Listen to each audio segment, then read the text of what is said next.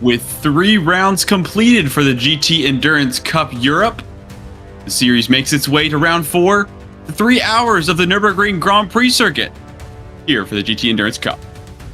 My name is James Newton. Alongside me is Dan Davis. We have Howie Burrows in the booth bringing you the sights and sounds from the Eiffel Forest as we get set for this 3-hour event.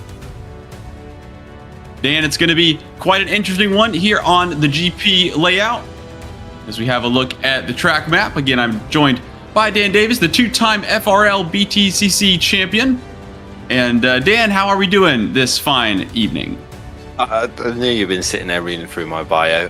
Thank you. I'm doing great, mate, and very much looking forward to this event here at the Nürburgring, home of the Nordschleife, the world's most famous death trap.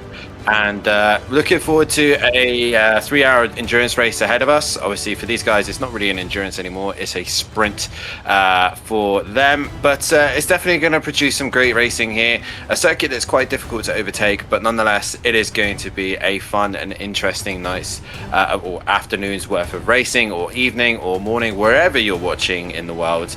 But yes, James, I'm very much looking forward to this one. And a circuit that's... a weird circuit for me. I seem to whenever I seem to go quite well here, but we're gonna have a quick look at the grid order now. But a fun little circuit nonetheless.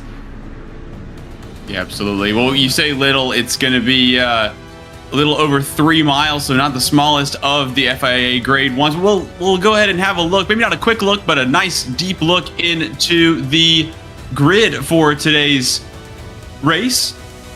So we have Fischer Motorsport, number 44, up on pole position. Belch Competitions in the 188 alongside. In second position, Thiago Mello for Bravo Snow in third for the number 23 Pro Entry. Second row of the grid is filled by the Sahara GT Motorsports number 4. Michael Frey for the Project 91 Racing Team lines up 5th alongside the Team Racing Point number 19 in 6th position. 7th is Delta Racing's number 31, lining up 7th. 8th goes to the 12 of the Delta Racing team, Douglas Souza, on board that. Velch Competitions, the 189, lines up in 9th position. 10th is Vin Motorsport, number 80. Those are the first 2 of the Pro-Am field. And Project 91 Racing Team 191 lines up in 11th. 12th is the Team Racing Point, number 16 machine. In the 13th place position, we have the Ronin PT 48 car, and then we got our first AM car in the 14th place position in the 119 car of Panaco Racing Team. And then in 15th place position, we had the Rosso Esports 38 car, 15 going to Fischer Motorsport 84. 17th place, we have the Team Racing Point Pro Am car in the 27 car, and then we're into the DSP Esports Racing Team 63 in that 18th place position.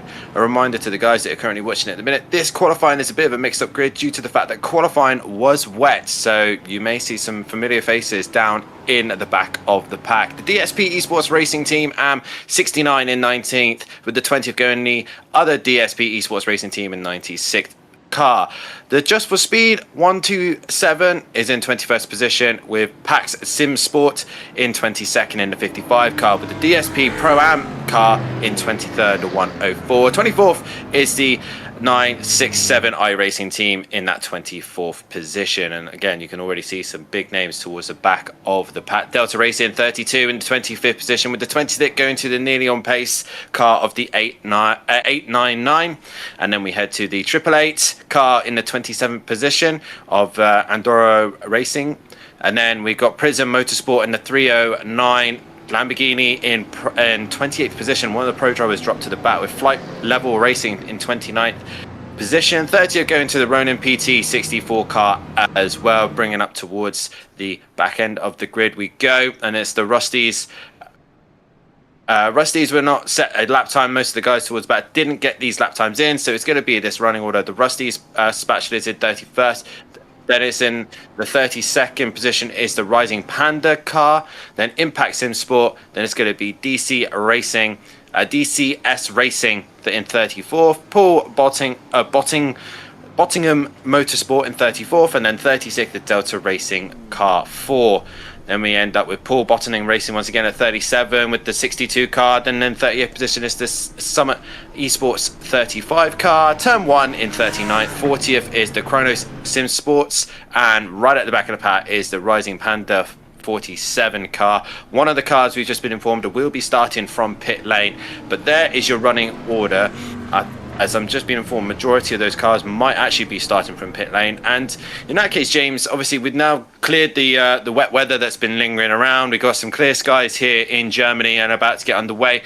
Pit lane start probably isn't a bad idea, especially with the mixed grid coming up ahead, mixed variety of classes and drivers going into turn 1. It could actually benefit some of the guys who are starting from pit lane just to stay out of trouble and work their way through the pack. Yeah, it's always tricky at the very start of the race trying to stay out of trouble. It's going to be the name of the game is, again, this very technical section that we work through right at the start of the GP circuit. We'll have to see how the drivers are able to try and stay out of trouble, as we said. And again, 8 different teams going to be starting from the pit lane, including the number 6, the number 33, the number 35, the 46, 47, the 101, the 112, and the 120, who are going to be effectively staying out of trouble off of pit lane, but they may actually have a little bit of trouble in and of themselves. Going to be having a bit of a tricky time in the early stages. And again, 3 hours the distance for today's race, but that can fly by when you're looking at it from the perspective of some of the other events that we've got. We were just coming off the back of Monza, where we had a relatively yellow-free event, and the Spa 24, of course, where it was a little less so, as we have a look at all of the teams that will be making their way off. That looks like more than 8, potentially. It's like a car park in there, and the amount of cars that are starting from pit lane, that's going to be an interesting start to this race. But either way, it is going to be a fun one nonetheless. In my opinion, obviously, we're here in Germany, and quick talk about the circuits once again.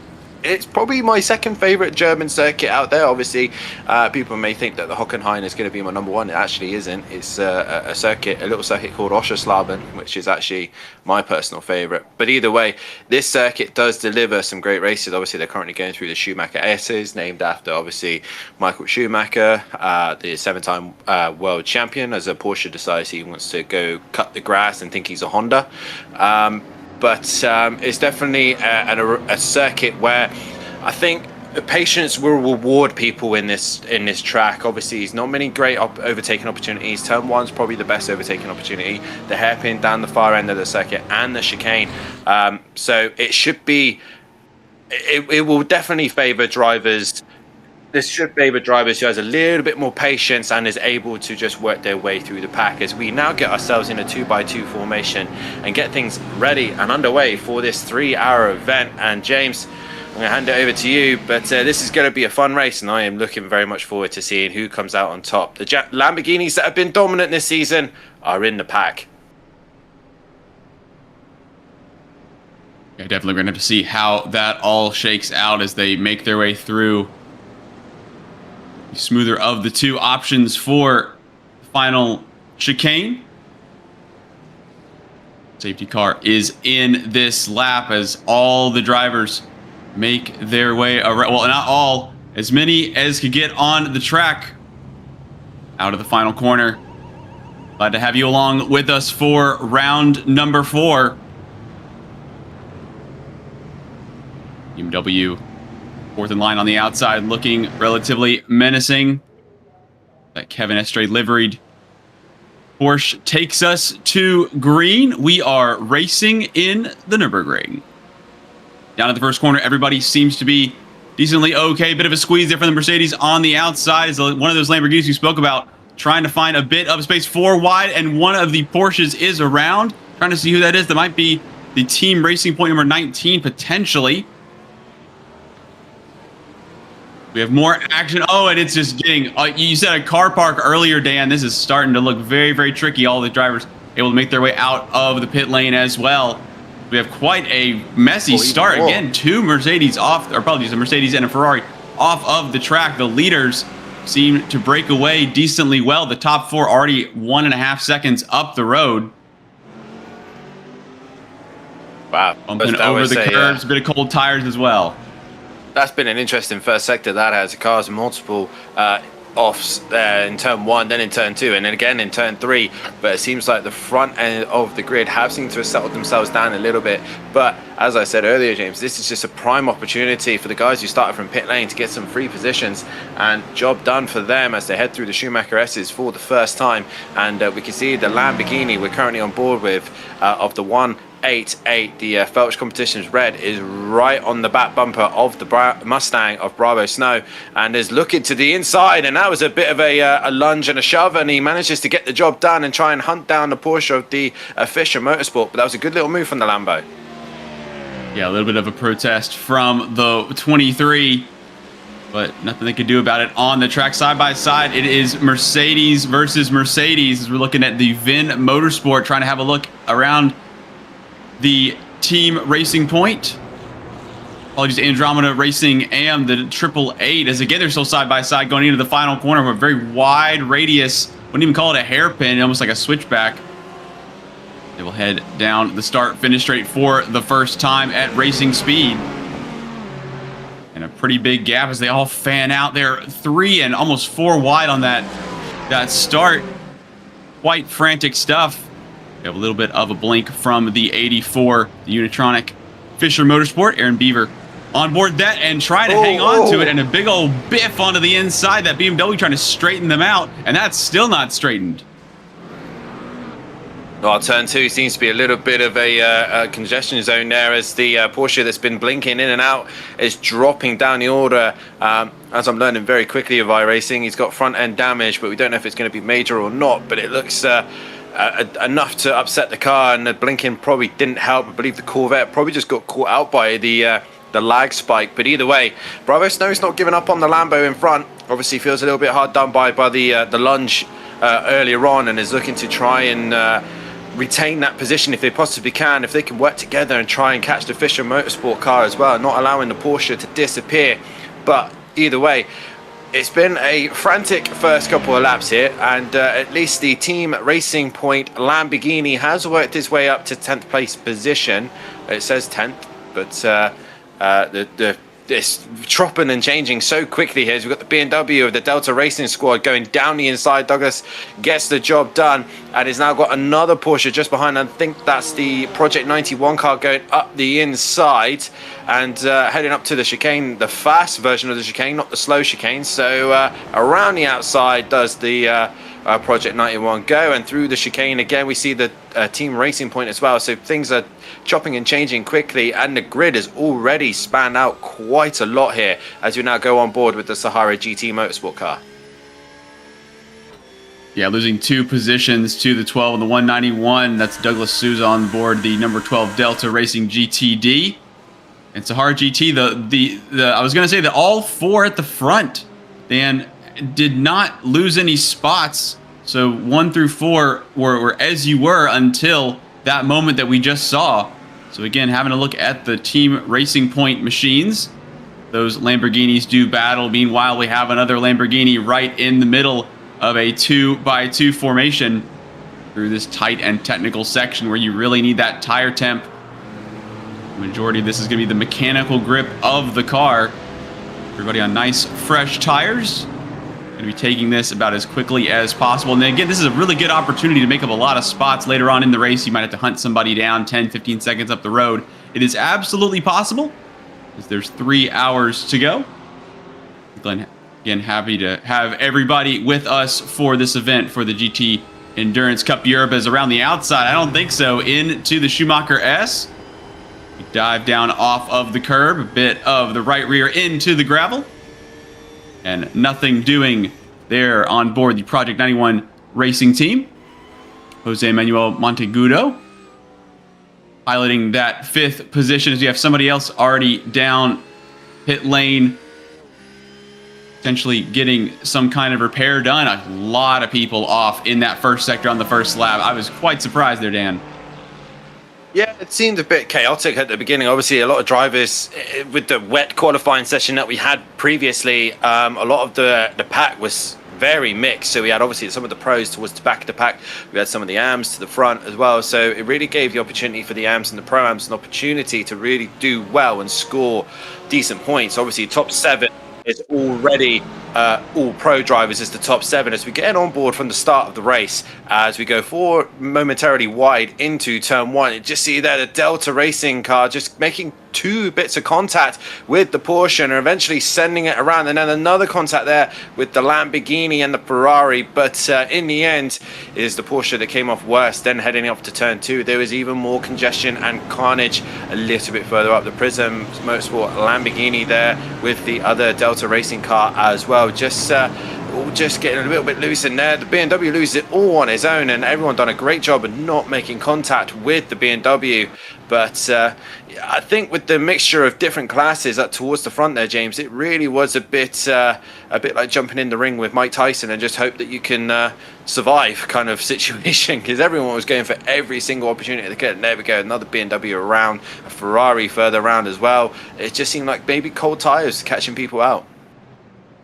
Yeah, definitely. A couple of those off tracks are going to be because of some stricken cars facing the wrong way. We see a Ferrari that's going to be parked on the wrong trajectory.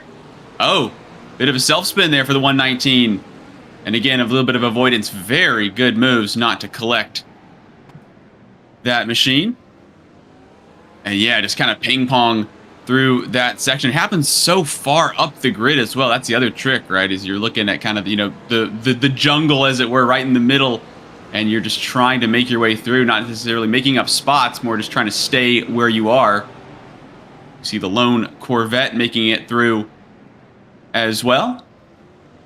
Well, as one of the 2 McLaren teams that are running in this series. Oh yeah, that was extremely hargy-bargy, if you'll forgive the American accent on that, as the top 4 still looking quite strong.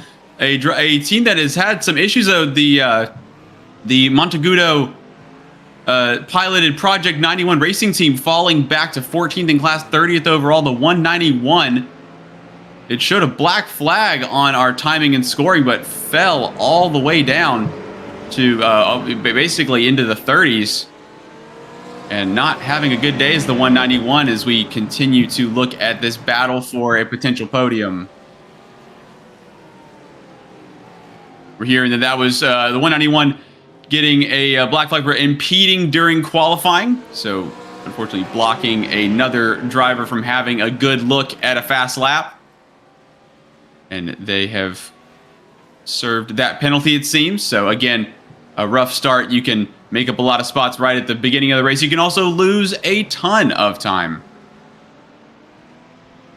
And indeed, as we sorry there, James, as we see that the team Racing Point Lamborghini on a charge here, the 19, the sister car of the 16 that pretty much it's been on top of the championship for most of the season, is right onto the back bumper, the Sahara GT Motorsport Porsche, and really trying to work their way back to the front. Obviously, these Lamborghinis have been so dominant in this championship. They've been so strong, and this is the first race where they look like they're on the back foot, but up the inside of the right-hand kink. And if he's braver on the brakes, he should be able to get the job done in the chicane as he does so. And again, being an endurance race, there's really no point fighting too hard at the beginning, as the Porsche learns that very, very quickly. And it might be even worth working together to try and work their way back to the front as quickly as they can. But what we did notice as we were watching those replays, we noticed that the Porsche Fischer Motorsport car's lead has been chopped down quite significantly and is being hunted down by the Lamborghini, Mustang and BMW. So right now we have 4 manufacturers battling it out for overall race win, and it is the Fischer Motorsport car currently hanging in there for as long as they possibly can. But I'm pretty sure the Delta Racing BMW sitting behind, being patient with still 2 hours and 50 minutes to go. Anything can still happen as these early stages go through, but Porsche is still hanging in there at the moment. Yeah, absolutely. As we have Luigi Caputi in the Velch competitions, 188 Lamborghini heading up the challenge for the race lead, and Vandenberg with Ansys Fischer Motorsport looking quite strong. I'm trying to see if there's any moves that any of these four are really kind of having a look at. And it looks like the Lamborghini in second in line here is the one that seems the most racy. They're really pushing the envelope of the track limits. They're really going for every single bit. You can see how much wider they are into that left-hander and how much more curb they're taking. A little further off of that exit curbing as well. And we saw them try to put a move on that Mustang. Again, not as much braking into this section as we were using the more flowy Sector 3 here at the Grand Prix version of the Nürburgring. The drivers out of the final corner. Feel like they're kind of paired up a little bit. 1, 2, as well as 3 and 4. You can see how much Team Racing Point Hualbu has put a second, almost 2 seconds on Labe in the Sahara GT 397 in the background. So it was a good move for that Lamborghini to get around that Porsche and try and join this four-way battle up at the front. Yeah, for me, this Lamborghini, like you said, looks very racy. But if anything, the Delta Racing BMW as well, also looking incredibly pushy as well behind the Mustang. The Bravo Snow car kind of having to go with the pace of the guys around him. But yeah, this is going to be interesting because it's a very tricky circuit to overtake, and overall raw pace isn't enough. But if one of the drivers makes that small mistake, the door is going to be open, and one of these two are going to absolutely send it up the inside. One other thing to keep into consideration as well, now we've got a dry race and a dry track.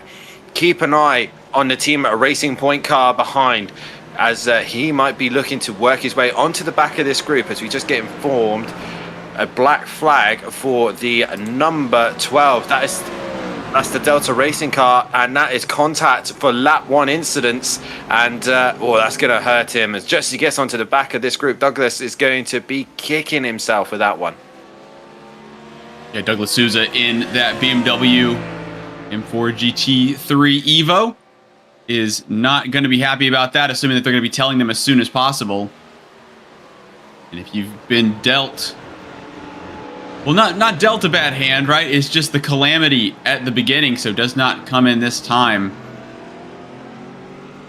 But that will not be good for their race, at least on the front end of things.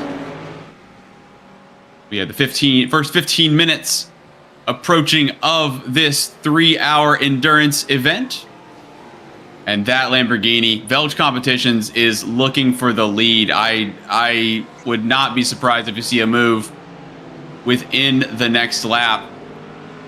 And again, with that very, very wide entry into the final chicane, it kind of takes away one of the better overtaking opportunities on the track there, Dan, because you're looking for large braking zones followed by a relatively tight corner.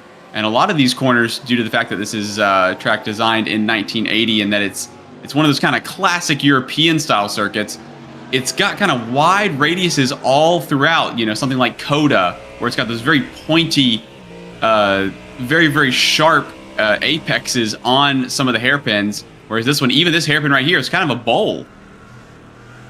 Yeah, there's a slight curvature to the outside of the corner, and it obviously allows a bit of a Zandvoort kind of style circuit where you can kind of use the banking to your advantage. Obviously, like I said, the 1980 circuit been updated obviously throughout the years and obviously used for the Nordschleife. In my opinion, the version we're using currently at the minute, the chicane that we come to very shortly soon, yes, it helps and feels faster, but that heavy braking zone, the tight twisty chicane, that takes away another great opportunity for people to overtake.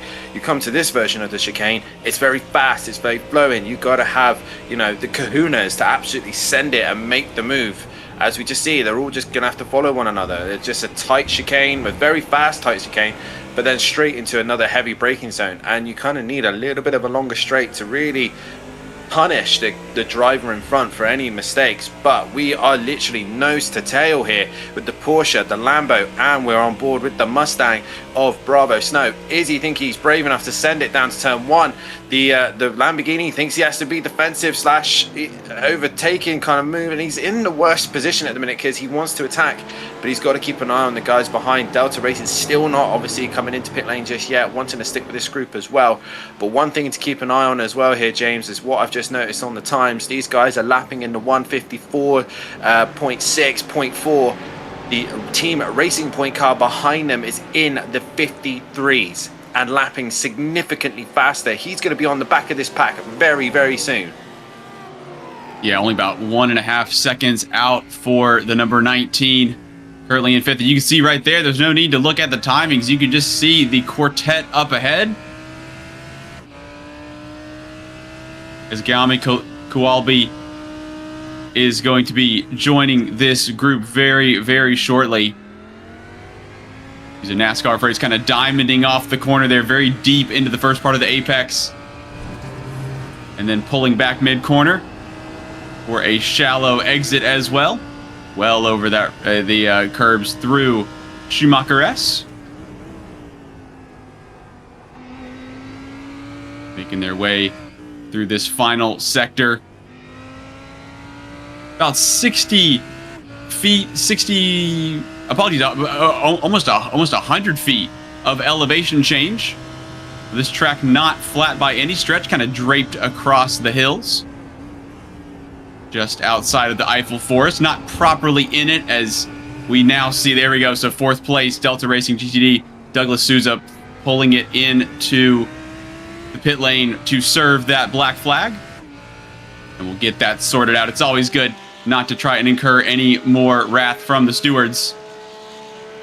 We have a look. You can see at the bottom of your screen confirmation we are on board the Porsche. Out front, you can also see confirmation that there is absolutely, for the time being, we're expecting traffic obviously going to be a big factor throughout the race, but for the time being, a nice clear track ahead. We continue to have a look back at the Italian in the Welch competitions machine, the 188 Lamborghini, who, as you said, Dan, is in a really tricky spot, trying to play offense and defense at the same time. And it looks like, when it comes to the pace of the 44, that Lamborghini kind of has to make a decision, right? If I'm that much faster, potentially, do I need to sit in behind and be vulnerable to the Mustang? Or do I need to just go for it and do something kind of risky at the start just to try to get that reward of clean air? Yeah, it's a tricky one because at this moment in time, you know, he's obviously, the Porsche at the minute has got the luxury of clean air. He's not damaging his tires. He's able to maintain his pace and will go to how fast he wants to go. The luxury that also the Fisher Motorsport car has is the fact that this circuit's very difficult to overtake, Monaco-esque kind of style. Unless you've got significant amount more pace, the drivers behind aren't really going to be making any daring moves or anything stupid at this point because they know they've got a long race ahead of them. So at this moment in time, you either got to start thinking like, can I send it and try and pass on track, or do I need to start thinking strategy? Because obviously these guys will still need to obviously pit for tires and fuel, maybe a driver change depending on what they're planning to do. But either way, it's now turning into a flat out race to a strategy race. Who's going to jump in first? And now making it even more difficult, it's now the Team Racing Point Lamborghini has now joined the party, and it's going to make things a lot more difficult as the 4 of them will now be racing hard, and they'll also have other drivers out there on circuit with them in their team, in their squad, giving them information. They'll know how long a pit stop is. They'll know where things will be dropped out. So it's also planning where traffic is. Obviously the Delta Racing BMW, an extra stop that they needed, or an extra drive-through that they needed to do unnecessarily, has put them now down in the pack. So it's going to affect their strategy. So right now, if I was the Lamborghini, I would start thinking about strategy rather than pace, because it seems like the Fisher Motorsport Porsche has got this race under control and seems to be dictating the pace of the race at this moment in time. So we're just going to have to see what happens. At the moment, there are a lot of chops and changes happening in the pack. I've just seen the number 16 Team Racing Point Red having a little bit of a race with the DSE Racing Blue. They're swapping and changing positions quite often here. So although we got this scrap for the front, there is still plenty of action happening further back. Yeah, there is a lot of action to be sure. And to your point, Vandenberg doing a very good job of controlling the race out front. May not be the fastest of the four, but is leading very well. As we take a look back to the outskirts of the top 10, Simone Garotti in the DSP Esport Racing Team, number 63. And another of the Velch Competitions Lamborghinis. This is the Pro-Am, the 189. Having a scrap. Again, second and third in class for these Pro-Ams. So we have the pros in the white backgrounded number plates. And we've got the Pro-Ams, a mixture of pros and ams, of course, with the black number plates, as the top four are currently occupied by the pro positions. Bravo overall, Snow car looked like he had a great run out of the final corner. Sorry to just butt in there, James, but the Bravo Snow car looked like it had a fantastic exit out of the final corner and is getting closer and closer to Lambo, but a poor exit through one is going to even compromise to the team Racing Point car behind. But for a momentary there, it looked like the Mustang was thinking about staying up the inside, and now the Lambo of the 188 is getting a little bit desperate now, because he knows he's under pressure, he's under attack, and things are now starting to spice up a little bit here. Yeah, he's trying to get the widest entries possible, going to shut down anything, trying to drive fast while there's a Mustang on your back. It proved to be very, very tricky, as we're seeing a couple of drivers. They have different spots due to the nature of, so we've got that basically the mid-engine Porsche, kind of rear to mid-engine Porsche, with the properly mid-engined Lamborghini just in behind, and then of course the bellowy V8 of that front engine Mustang. So again, as has been said many times, the differences in GTs is quite impressive, considering, you know, the balanced performance and the way that they can deploy their performance across a lap. And of course it's all track dependent as well. We have a look back to the battle we were just referencing, the 63 and the 189 Velch competitions being chased down by the DSP Esport Racing Team. And it looks like both of these drivers have kind of stayed about where they started. Not too many big movers, maybe 3 or 4 different drivers moving about 5-6 spots. But overall, the only real big shakeups have been the drivers that have dropped relatively to the back, considering where they started, with that calamity at the first, the first corner. First sector was kind of littered with beautiful GT machines. It's now very narrow. Goes that Mercedes there, the 888, the Andromeda Racing. Rob Johnson going highly, and now kind of backing out of the move.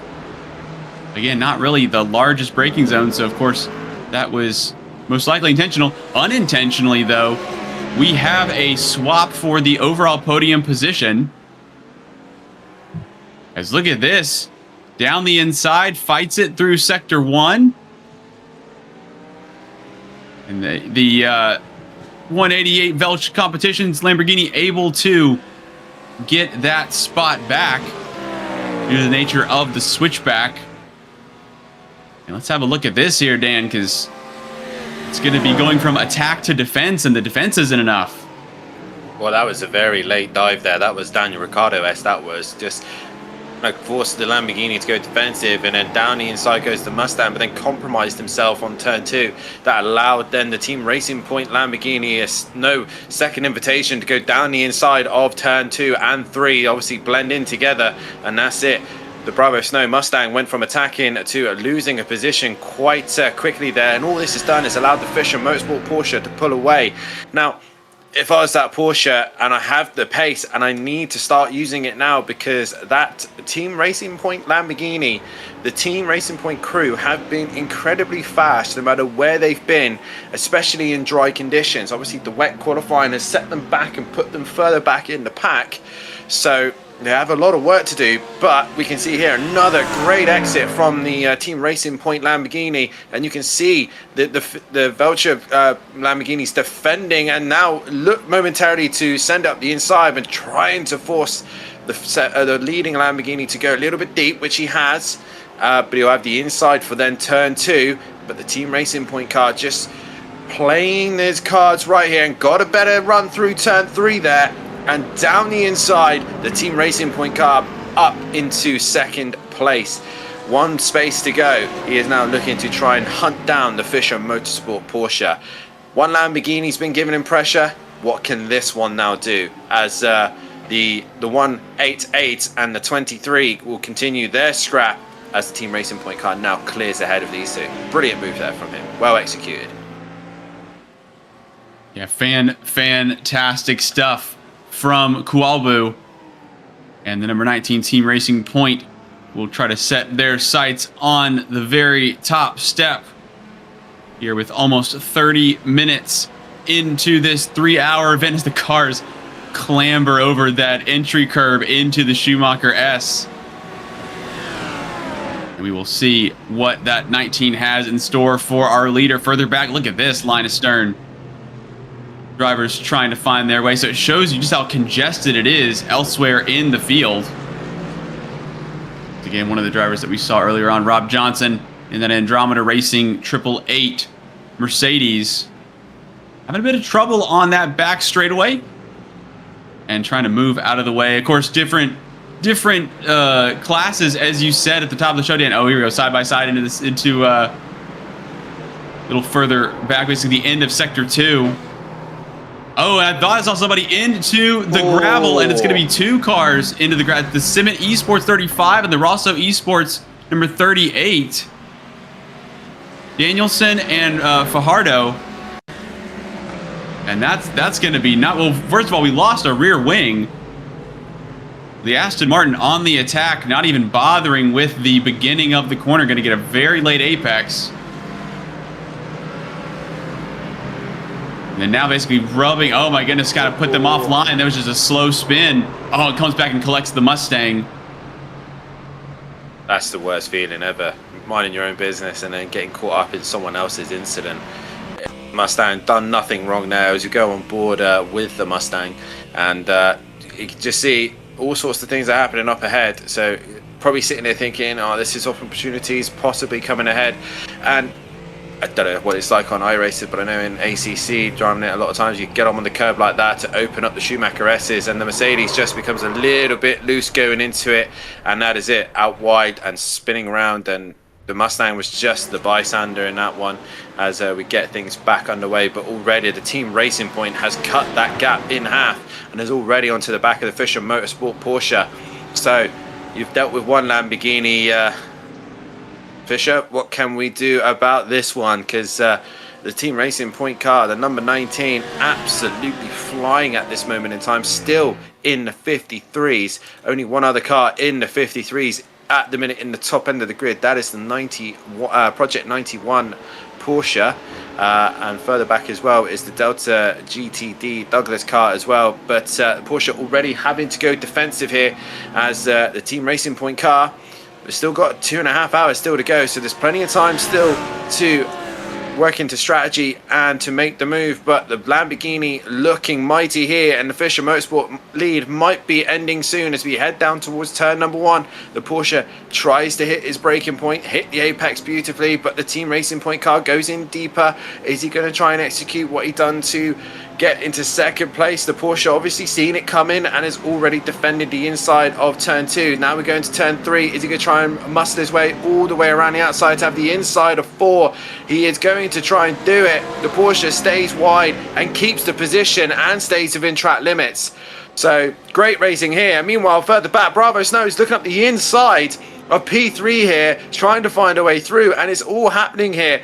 We've still got 2.5 hours still to go, and the Fischer Motorsport Porsche holding on as best he can for the Team Racing Point Lamborghini.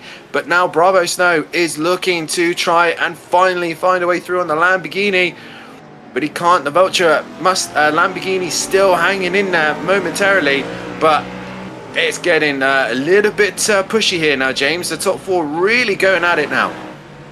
Yeah, these two pairs are providing us with some pretty serious racing. And again, the Fischer Motorsport will have seen in the rear view mirror that they have been very strong, the 19 Team Racing Point, in that first sector. That really good exit out of the final chicane around the final corner and down the straight where a lot of other cars have been vulnerable. They have not been able to make an overtake through that corner, but they are able to put their opponents offline. And the idea is to kind of, give them a couple of jabs before delivering that knockout punch. So through here, that Lamborghini is absolutely mega. They get right up on the back bumper, and they're almost pushing the Porsche through to make it out of the final corner one more time. One more time, we're going to have plenty of chances out of that final corner, and another good chance for both cars. So who goes where? Melo trying to have a look at the back of Caputi down the inside. A little bit of a fake from Kualbu in the Lamborghini. Meanwhile, it looks like third place may be swapping. They're side by side again. Fantastic racing, almost a bit of contact. I think there might have been a bit of space left. Lamborghini able to give a bit of a stiff arm to the Mustang on the outside, and Bravo Snow still goes looking for that third spot. A very wide entry into the end of Sector 1. And now the Mustang's got a decent run. Surely not into here. We haven't seen one of these in a while. Down the inside, can they keep it on the track? What does the exit look like? It's nice and clean. And now with the switchback nature of this track, the Lamborghini has been demoted to 4th at the moment. So Bravo Snow, Thiago Melo on board, looking quite good. And let's see if they can try to claw back some of the space they lost in that opening section. And again, Vandenberg doing a fantastic job of leading, but Kualbu in the number 19 Team Racing Point really just looks to be the quickest driver of these four. And I think that they may have played their card enough times that the Porsche might feel comfortable going side by side as long as they're on the right side of the track there, Dan. Yeah, definitely so. And every lap that goes by, obviously, the Fischer Motorsport Porsche will keep learning and understanding where that Lamborghini is strong and then counteract it. And the same with the Lamborghini. They'll learn as they race. And as you can see, the Lambo looking momentarily into the chicane. If it was the heavy braking chicane, I would say that's a good opportunity to make a move. But you can see there, the Porsche, not a great exit. And you can see, once again, the Team Racing Point car looking up the inside.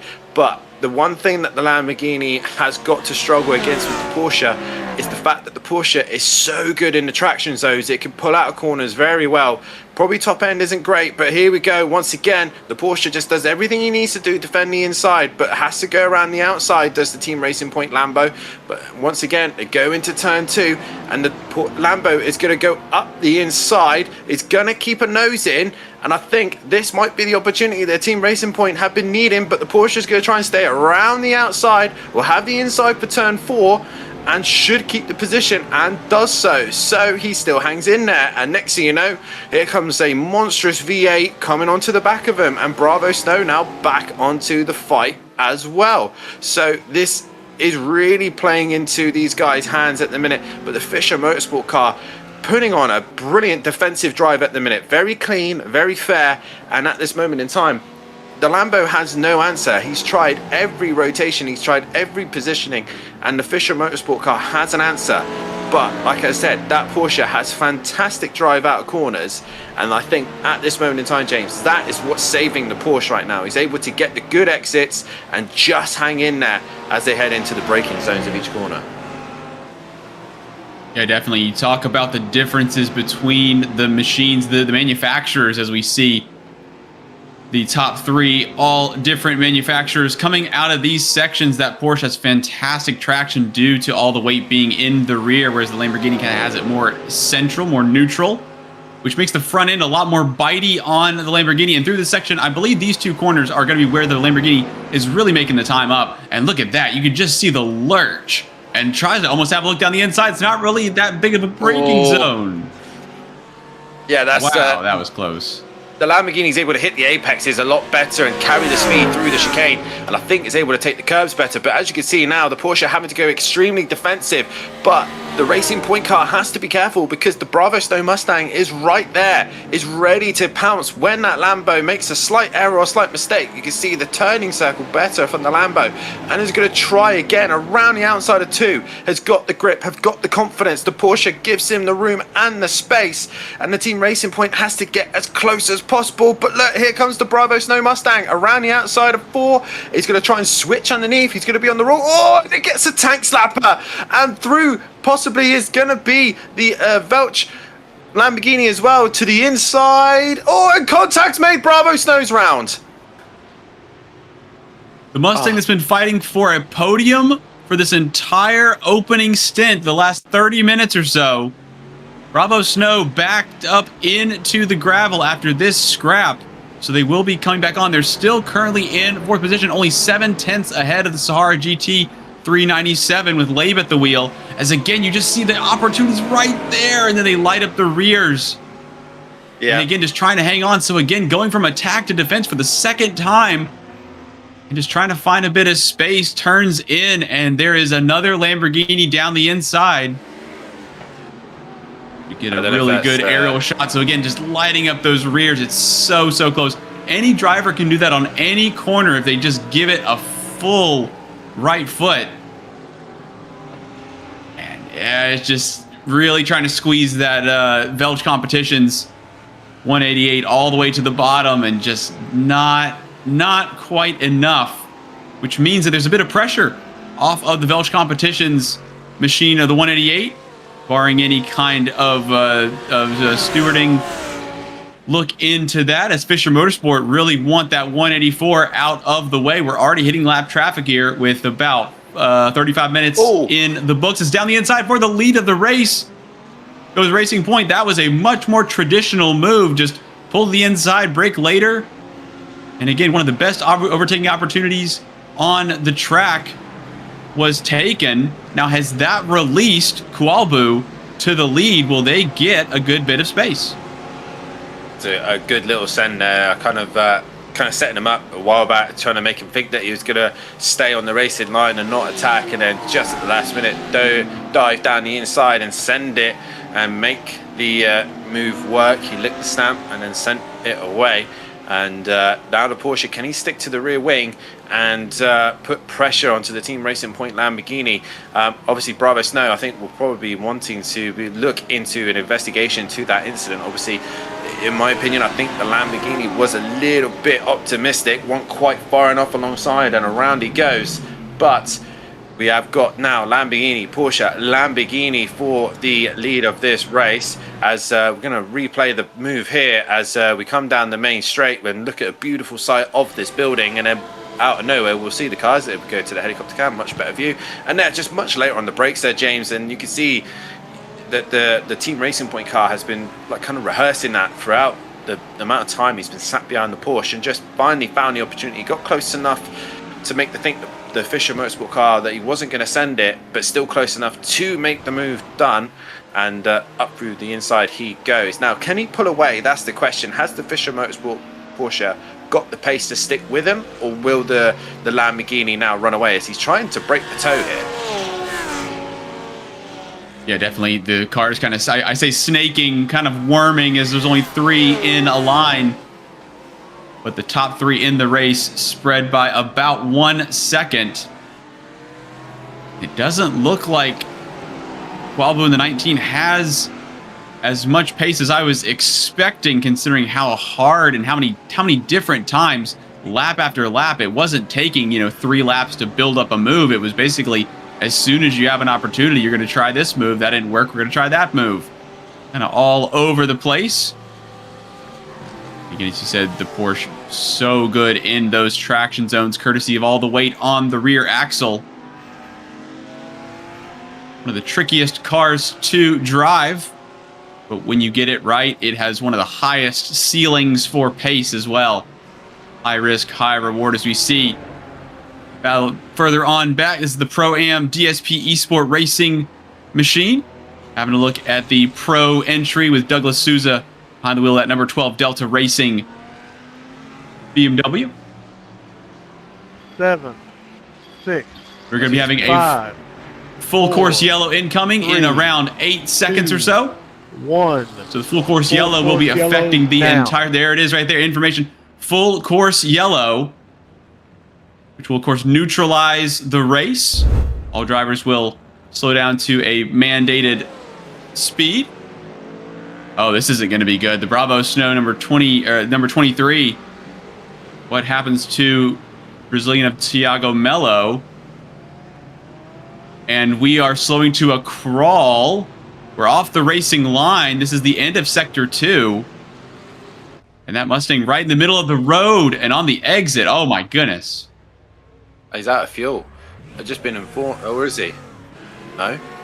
And maybe it's possibly it could be a hardware issue or something like that. Something is not right about that car, but momentarily that has caused the full course yellow. We're on board with the DSP Esports racing team, and was right on the back bumper of the Delta Racing Douglas car, and he was right behind him. And obviously we got informed in our ear that the track was going to go to full course yellow. Just as we've been informed that, the Ferrari seemed to have lost a lot of pace. Now, I don't know if they anticipated too soon for the full course yellow, but they were right behind the BMW, and now it dropped right back. Here's a replay of what was going on between the two drivers. Obviously, the Delta Racing BMW has been on a recovery drive ever since they were given the black flag earlier on for the first lap incident. But we head down to turn number 1, and a classic overtaking opportunity into one. The Ferrari, obviously pro and pro-am drivers, so you tend not to fight too hard against the pros because obviously you're in your own scrap at this moment in time. But the Delta Racing car gets the job done, and you can see it starts to pull away from the Ferrari, but the Ferrari doesn't really lose that much pace compared to, oh, there you go, there's the Mustang in the middle of the circuit and caught these two out. And obviously they're probably going to get the information now saying that the track is going to go full course yellow very soon. And I think the Ferrari just ends up just slowing right down, I think, as we then head down towards the hairpin. And look, it just slows down. So I'm being informed by just being informed by Javi that it's obviously at that point they would have been told that the full course yellow is coming. But you can see there, it just dramatically drops off and the Delta Racing car pulls away. So, again, I don't know if they've anticipated possibly too soon. Who knows? But we are starting to see, I think, possibly some stops maybe happening. Like, because of full course yellow, this is a free stop now for guys because everyone's going to be going quite slow, trying to fuel up.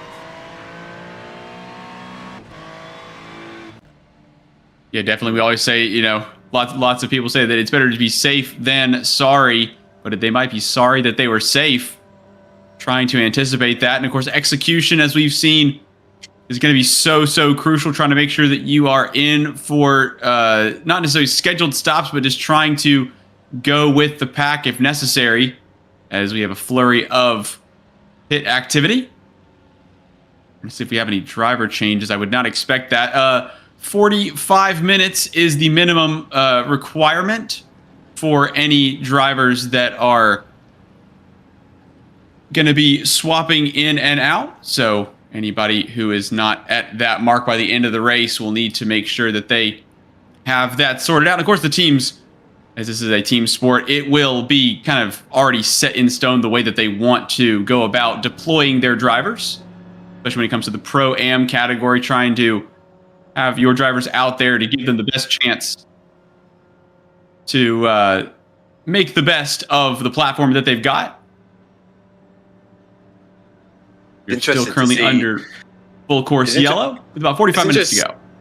It's interesting to see here, James, that obviously we come into the first hour and these two at front now, the Fisher Motorsport returning to the lead and the Felch Competitions car as well, both staying out. The Team Racing Point car, though, has opted to pit.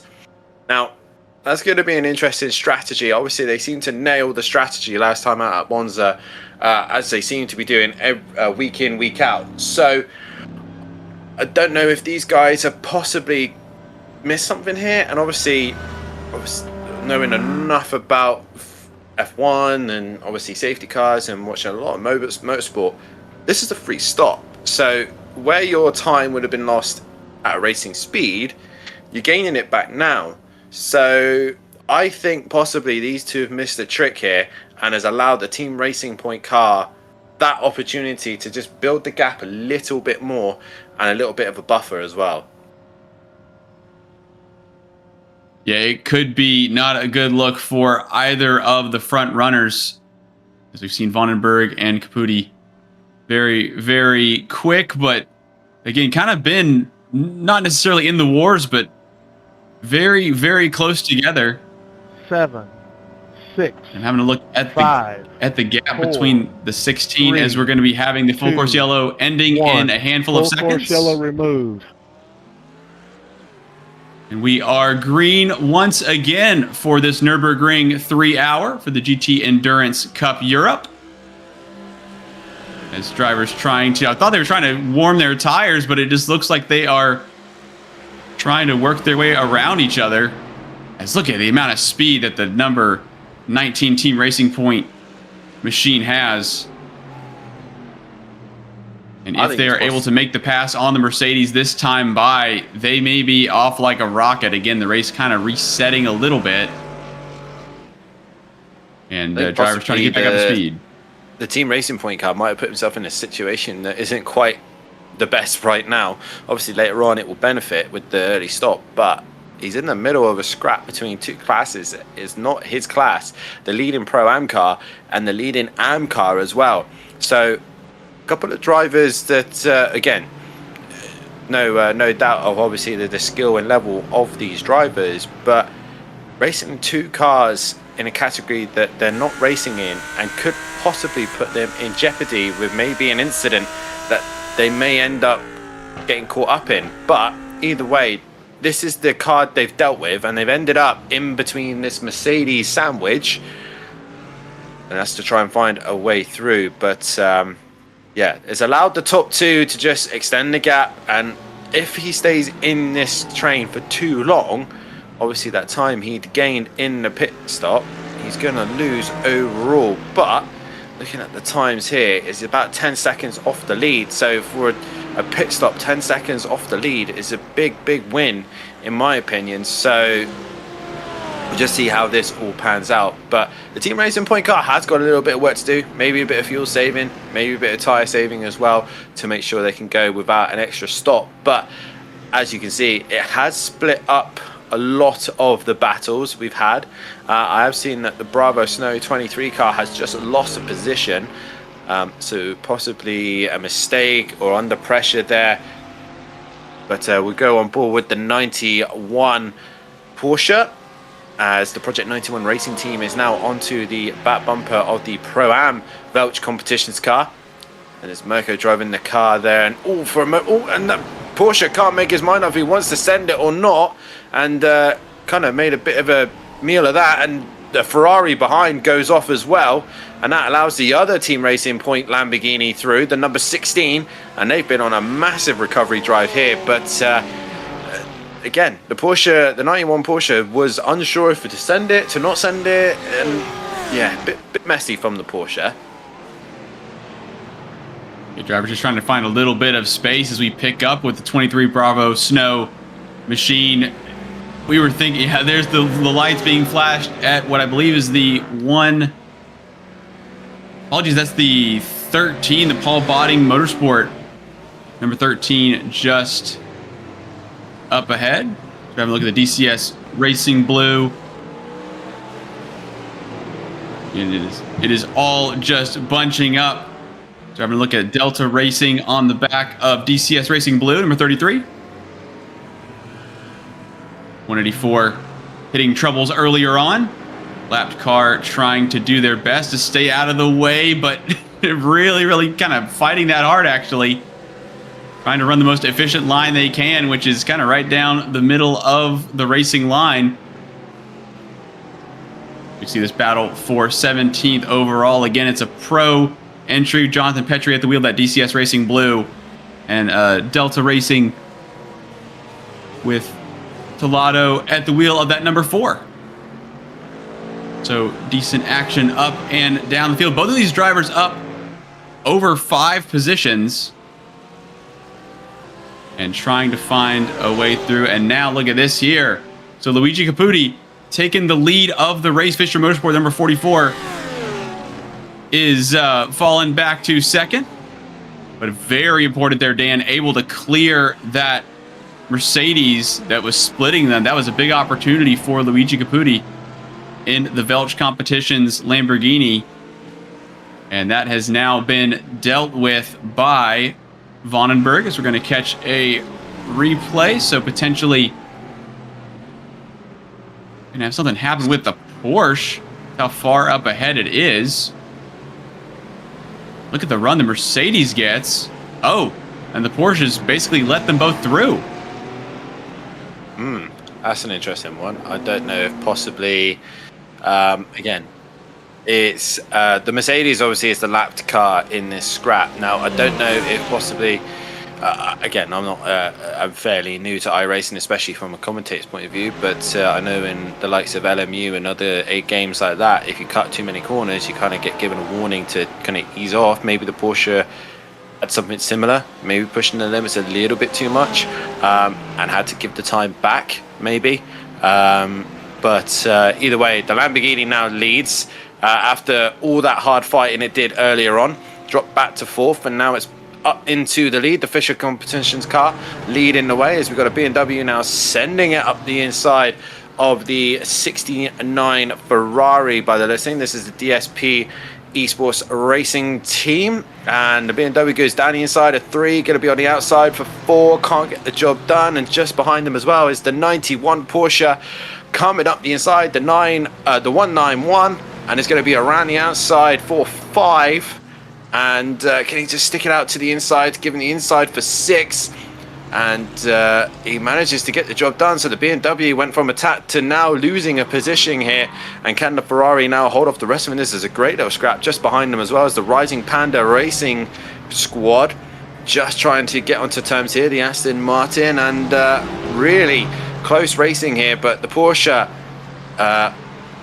just managing to outfox the BMW there, managing to gain that position. Now what can they do with the Ferrari in front as you now go back to the front, and the Team Racing Point car still stuck behind the Lamborghini.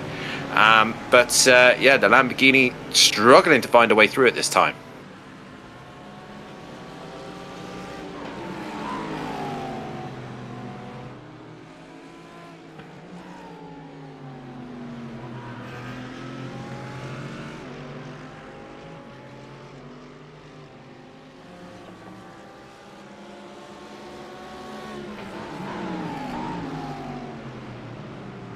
We are hearing in our ear about the information for the black flag for Pocoroba in the DSP Esport Racing Team number 69 Ferrari. We saw a strange moment earlier on, Dan, where the full course yellow came out. Right before the full course yellow came out, the Ferrari was slowing into the hairpin, and we saw that BMW able to gain that 5-6 second advantage.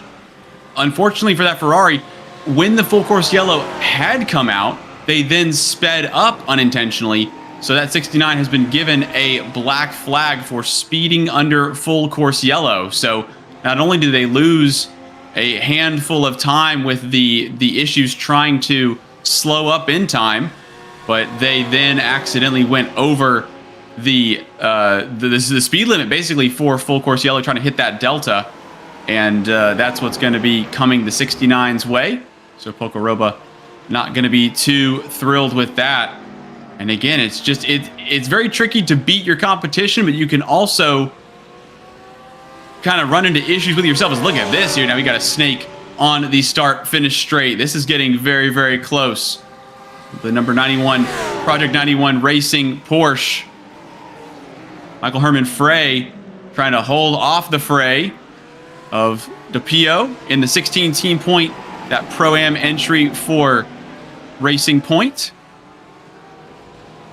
And the 2 Lamborghinis trying to chase down that Porsche. Really good opportunities. This is a fantastic track for racing. It really is. It may not be considered like a driver's circuit, but in terms of the way the cars are able to go side by side, Dan, it really is quite impressive how many moments we have had so far with just under an hour in the books. And right at the top of the show, you were saying that this was your second favorite German track. I absolutely would have put my money that Hockenheim would have been your first. But you said a different track, and that means that Hockenheim is your third. Would you care to explain yourself? Well, obviously, being the British person that I am, obviously here in the UK, one of our biggest championships is the British Touring Car Championship. And back in years ago, there was also the World Touring Car Championship. one of the circuits that the World Touring Cars used to go to was a circuit called Oschersleben, and Oschersleben is Oschersleben, Laban, and it's a very, very unique and tricky circuit. I've always been a fond of very difficult circuits, and as I've been told in my ear by Harry, and obviously still very new to iRacing, Oschersleben is a free circuit on iRacing, so if you do want the pleasures of enjoying one of my favorite German circuits, then feel free to have a go. But for the touring cars, it's always been exciting, and obviously in a league that I previously raced in, we used to use Oschersleben in our GT championship, and it caused absolute carnage. But some of the best drivers who won there would end up being some of the more technical, and we had rain, there was flooding. It was always an absolute treat. There was great opportunities to overtake and just entertaining. And obviously in touring cars, it was brilliant. And I believe the World Touring Cars used to go there numerous times, and it was an absolute entertaining race.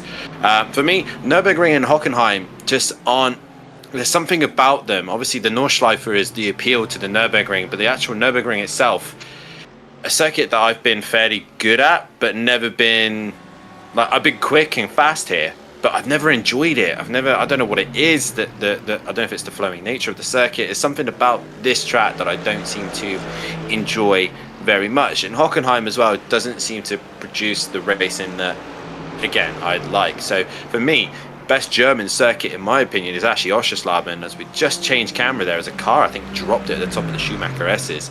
But we were just on board with this.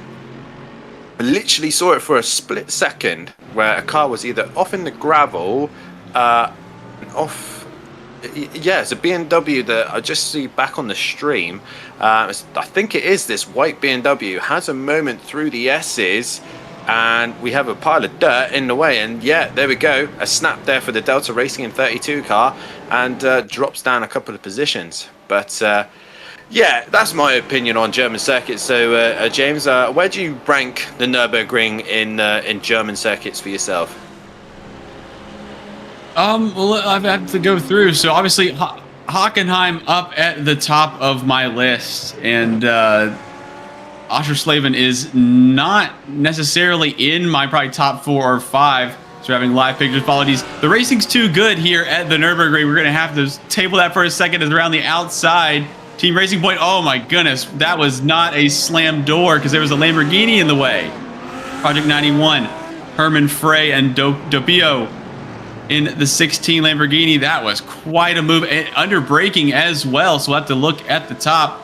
As again, both drivers trying to go to the outside to open up the corner, and that is a rear diffuser into the front of that number 16. That could have been very, very close. And we've gone at length talking about the nature of this circuit and being very difficult to overtake, which means that if you are about even on pace, Dan, it's very hard to get a move done. If you have enormous amounts of pace over the driver in front, it provides good racing because you have to really get it done. You can't just, we've seen a couple of moves down the inside at turn 1, but other than that, it's been some fantastic side-by-side battling, most notably in the first sector. So I'm interested to also see if we see any fantastic moves at kind of stranger places along as we pick up the leading AM car just for speed. Pascal Eckhard at the wheel of that 127 Mercedes, 5th overall in the overall standings. Doing a very, very good job is Pascal. Yeah, comfortably out in front in the AM class. Obviously, you say 5th overall. The next closest AM car is down in 18th, the Delta Racing BMW. And yeah, they're quite a bit off the fight there. We're on board the Rusty Spatulas here, and we're on board with them as down the inside momentarily looked like the BMW of turn there. I think they're just called by the looks of things, but I think they're meant to be turn 1, I think they're called. But either way, the Rusty Spoons are hanging in there. But in the facts there, Oschersleben is the best and Nürburgring is overrated. But this is great scraps happening here. And like you said, Sector 1 really opens the opportunity for people to go side-by-side action. Sometimes you may not even get the job done, but if you can able to cooperate with the guy you're racing, it can produce some fantastic racing here at the Nürburgring. But obviously, us racing drivers know, and even sim racers especially, we all think we're God's gift. We all think we're the the chalk of the cheese, and we're all trying to be the best and the next Max Verstappen to prove everyone that how our living rooms and bedrooms are the next Red Bull Academy. And when we send up the inside and we think we've pulled the move of the century, we end up spending most of our times looking like complete and utter donkeys. So a lot of these guys, obviously a lot better drivers than me, are going to be a little bit more precise, a little bit more careful, and like I said, a little bit of cooperation from your fellow competitor really helps produce some great racing. And you can see here, this Aston Martin and this BMW Turn 1 and the Rusty Spatulas are really going at it, and that is that cooperation. You give your drivers respect, you give each other respect, and you get great racing like this as the McLaren further back just goes incredibly wide. Down the inside, by the looks of things, the Turn 1 BMW, they both kind of overshot the corner there, and again the clip of the rear diffuser there. This Turn 1 BMW, the AM car, really looking racy here, James. It's getting quite tense and close between Heckela and Stevenson. Christopher Stevenson in the BMW trying to have a look at basically the inverse livery. That's actually quite a strange one, the fact that they both have that black to orange gradient, but they're almost in reverse. You see them coming into, and now we have one of the two McLarens. That's the Ronin PT. Luis Carmo at the wheel of that number 64 entry. Making their way through the Schumacher S. Going to have a look at the back. Happens to the Portuguese driver around the outside. 119 fires it deep in and is able to close it off as they leave. That was quite a that's not a move that I would want to have done to me. I think the McLaren driver got a little bit caught out there. I'm not sure if he was actually it looked like a mistake or an issue going into the hairpin, because that Ferrari was not that close, and then whoop, down the inside, and now you can see the Ronin PT car is kind of a bit like, oh, I've just been mugged here, and it's now trying to recoup and try and get back to terms with the Ferrari, but unable to really do anything at this stage. We've been briefly obviously talking, James, about favourite German circuits. Obviously 3 in my mind only come to head. I'm intrigued to know what your favourite circuit in general is. My personal favourite is one down under. I've always been a fan favourite and a lover of probably one of the hardest circuits in the world, which is the Mount Panorama Bathurst circuit. Is my personal favourite circuit. Very challenging, and when you do get it right, it is incredibly rewarding. Sure it's not Phillip Island? No, I think Mount Panorama is one of it really is one of those circuits where it's kind of fun to talk about the nature of the track. Let's see, hang on. The McLaren's gonna try to pay the favor back. This mid-engine battle continues to rage, and looking quite close on the exit as well. I think something crazy is gonna happen. They were trying to have a look into the finals. And there we go. Down the inside. I cannot believe that. The McLaren down the inside of the Ferrari tags the left rear, and the Ferrari trying to still get to grips. So again, flashing the lights, very unhappy. And Luis Carmo, Ronin PT, able to get around courtesy of a bit of a bump and run. I could see that coming. James, I could hear even in your tone of voice that you knew something was coming, and I knew something was coming. You can't overtake in the Schumacher S. It's not like that. And the door was always going to close. I think quite messy there from the Ronin PT car. Yeah, I think that will most likely be looked at the least. As they are still currently in just up into 30th place. And we were just speaking at length about how hard it is to overtake on this circuit. Oh my goodness, every single corner it seems like somebody's trying to push the nose in. Oh, that's going to work out. As the Aston Martin going very, very wide. The leaders, Velch Competitions and Fisher Motorsport, both pit at the same time. And now we have a Mustang trying to make their way into the hairpin down the inside. It's gotten that done. Any retaliation? I say retaliation. Any moves from the Rising Panda, number 47, Jason Ketty, now trying to give chase to Christoph Fuchs in the Kronos 120 Pro-Am machine. It looks like that has been settled.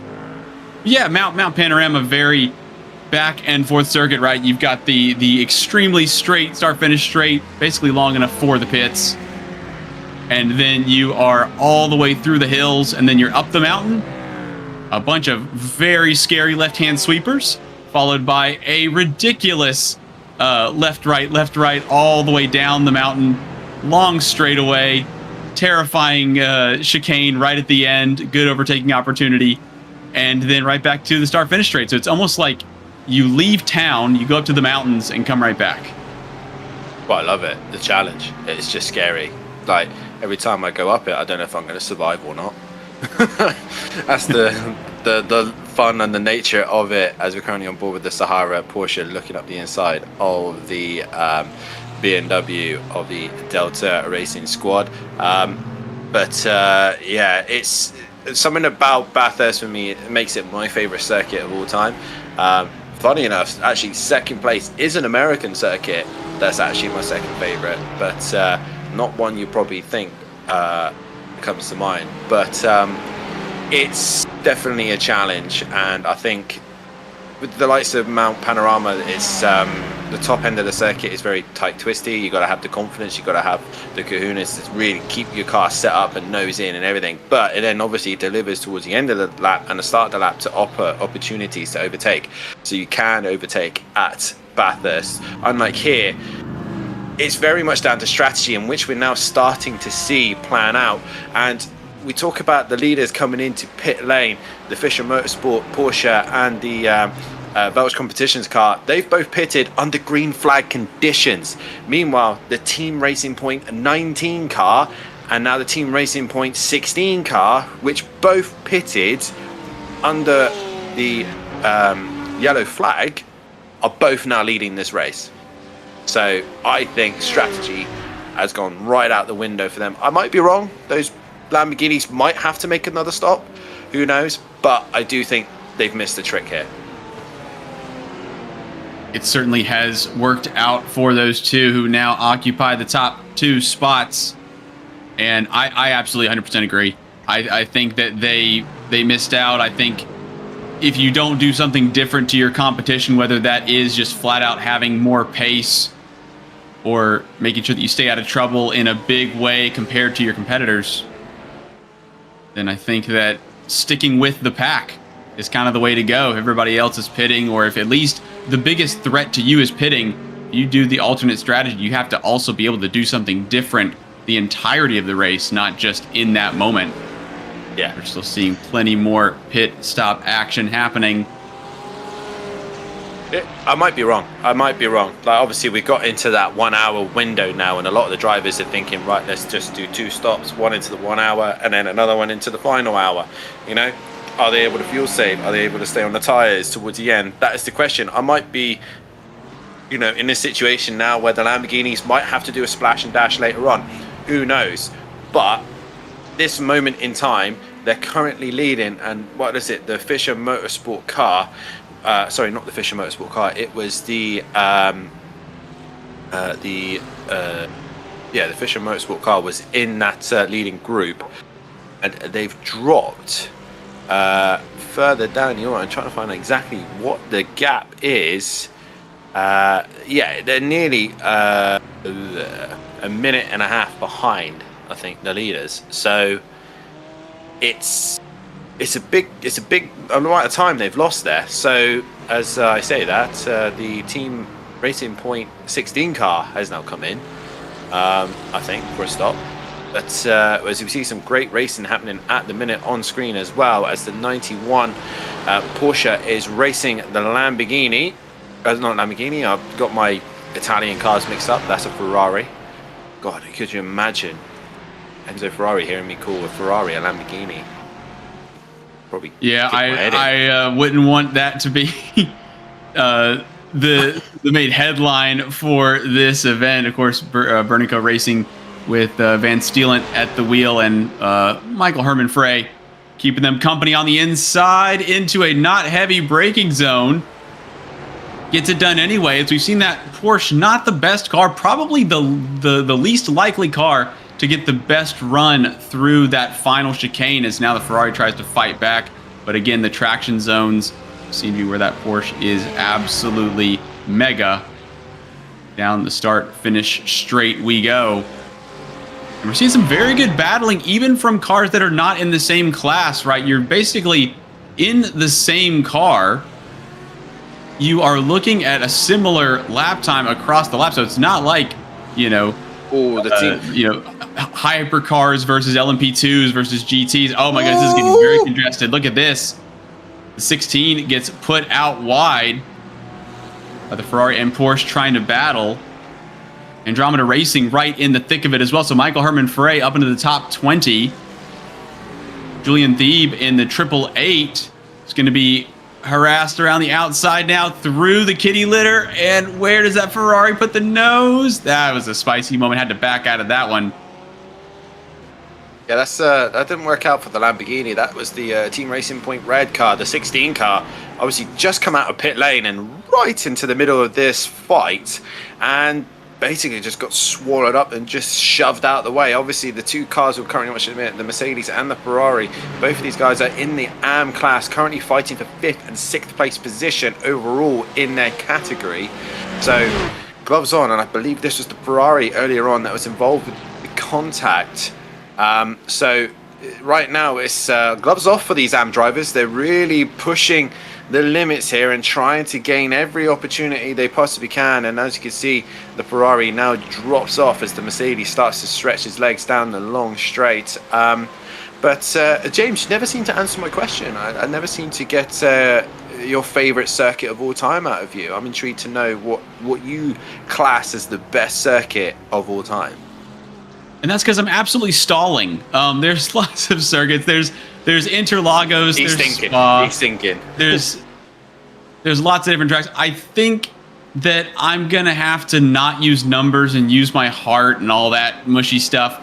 I think that Coda is my favorite, and the reasoning is because I've gotten to go there a handful of times. I really like the track. I just like that Formula One came to the States in a big, proper way. Back in 2013, they built an actual FIA Grade 1 track. I'm so proud of it. The racing isn't perfect in F1 cars, but let's be honest, where is F1 absolutely perfect? Maybe Interlagos. And I think that as I am hearing some stuff in my ear about the Miami Autodrome, and I mean, that's a bold statement. I'm thinking the same. I'm hearing the same message, and that's a bold statement in my opinion as well. But how he's saying that, I think that's a very bold statement. But well, of course, also it shows how passionate we are about our tracks, right? It's not just the cars that go very, very fast. It's about the theater, right? These hallowed circuits are so important to us, and it really matters, right? Going to this track versus that track, it's a big deal. Different series, British Touring Car, I'm sure, go to a bunch of different tracks, and that is, I'm sure, not changed or has changed a lot over the years. So depending on the circuit, it kind of completely changes not only, where you are, but how you do what you do. And so, for example, today, with the difficulties in overtaking, we're having to see drivers really earn every single spot that they get, regardless of class, regardless of positioning, regardless of tire wear. It really takes a lot. Whereas a track like Interlagos, if you're able to kind of get that final sector into the Senna S and down the Red Raposta, it's very easy to potentially have a look down the inside. And here, we don't really have, again, the braking zones, and the toe is not really coming into play. So it's just down to what the driver can put through the tires.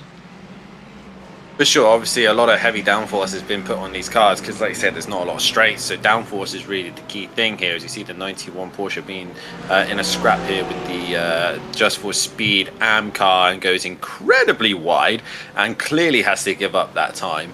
And the Porsche goes through. To be fair, though, James, you obviously coming out quite passionate about saying how great COTA is. I have no doubt that COTA is a brilliantly made circuit. It's genius the way obviously they've taken some of the iconic corners in the world. Obviously the Maggots Beckett section from Silverstone in the first sector. Then you got the famous was it turn 9 at Turkey that they taken as well, but obviously the opposite loop. They got the Hockenheim Stadium as well. But it's definitely a great concept, but in my opinion, not one of the greatest American circuits. But I do have to say, Americans do a fantastic job of putting on a show. I cannot doubt that. Obviously, I've watched a few IndyCar series, and I'm thoroughly in love with the IndyCar series. And obviously, when Formula One goes to America, it's a big show. Obviously, the NFL with the, the big shows are there. Obviously, not an NFL fan, but I know obviously the high, like the intense action that America gives and puts on a great show. If I were to pick an American circuit that is my personal favorite, it has to be the iconic street circuit of Long Beach. In my opinion, is the best American circuit that I enjoy. I enjoy Long Beach. The challenge is tight street circuit.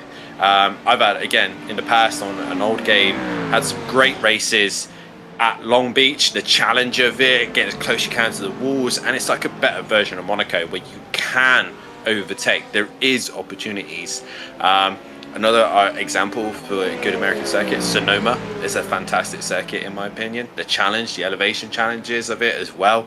There's obviously different variant versions of Sonoma. COTA's in my kind of like mid-pack. It's good, but it's not, in my opinion, one of the greatest. I can respect that as well. And obviously we're seeing some info about Road Atlanta, Daytona, Miami, all of these tracks, which again, I'm just grateful that, the US has enough tracks where we are spoiled for choice when it comes to racetracks. Obviously Scotland has Knockhill, and that's about it. So Knockhill, and actually, I want to talk about Knockhill a little bit. Obviously the blind crests, almost jumping, depending on the series that runs there, extremely short. I believe it's about the size of Monaco, if I'm not mistaken, something like that. Smaller. It's it's absolutely itty bitty, but can provide some pretty crazy action. But there are just so many different circuits, and they're all so different. I think when it comes to COTA specifically, I think that it's the idea of, I have a dog, it's a beagle or whatever it is, and there are better dogs than my dog, but I like my dog, right? There might be better tracks than COTA. I like that. But my dog's not perfect, but it's my dog. I mean, yeah. I know exactly something I can win an argument, but I don't really care. Yep, I got a French sniveling nutcase, but hey, it's entertaining. But I get what you mean. Obviously, your dog is always your dog, and no one's dog is better but your dog. But yeah, actually, funny enough, from you say obviously being American and obviously loving your American circuits, especially COTA, being a British driver and a British British motorsport fan. Fun fact, I actually detest British circuits. I actually think they're the worst, in my opinion. In my opinion, British circuits are the worst. And so, yeah. Howie is going hard at me about Brands Hatch, but Brands Hatch is badly designed. It's terrible, and the one that's actually local to me is actually a circuit called Thruxton, which is actually the fastest circuit in the UK. Yeah. And you need to have some real cojones. Alton Park is terrible because there's no overtaking opportunities, and it's just badly designed. Been there personally. What about Cadwell Park? In my opinion, the the best British circuit is actually Donington Park, in my opinion, closely followed by Knockhill. So, yeah. If you I have a bit of a dark horse in the running, which I think I might get a little bit of eye rolling for. Goodwood. How do we feel about that? What? Which one? The hill climb or the actual track? Oh, no. The racetrack. The Goodwood. There is a racetrack, Howie. There is a Goodwood racetrack. It's very much like, so Goodwood Circuit is actually like Thruxton.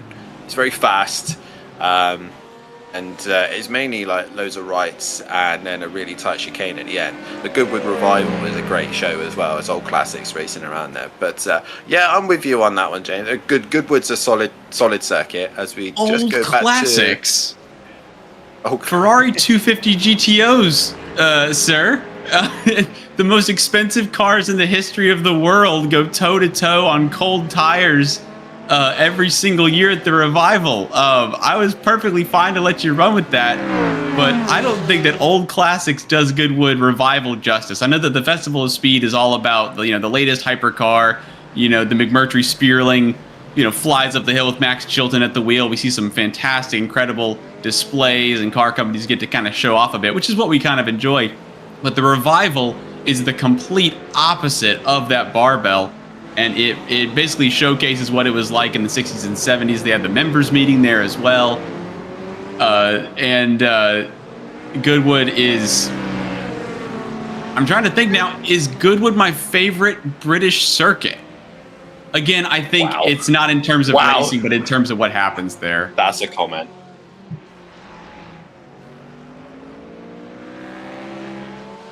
Ooh, very close there from Pack Simsport GT.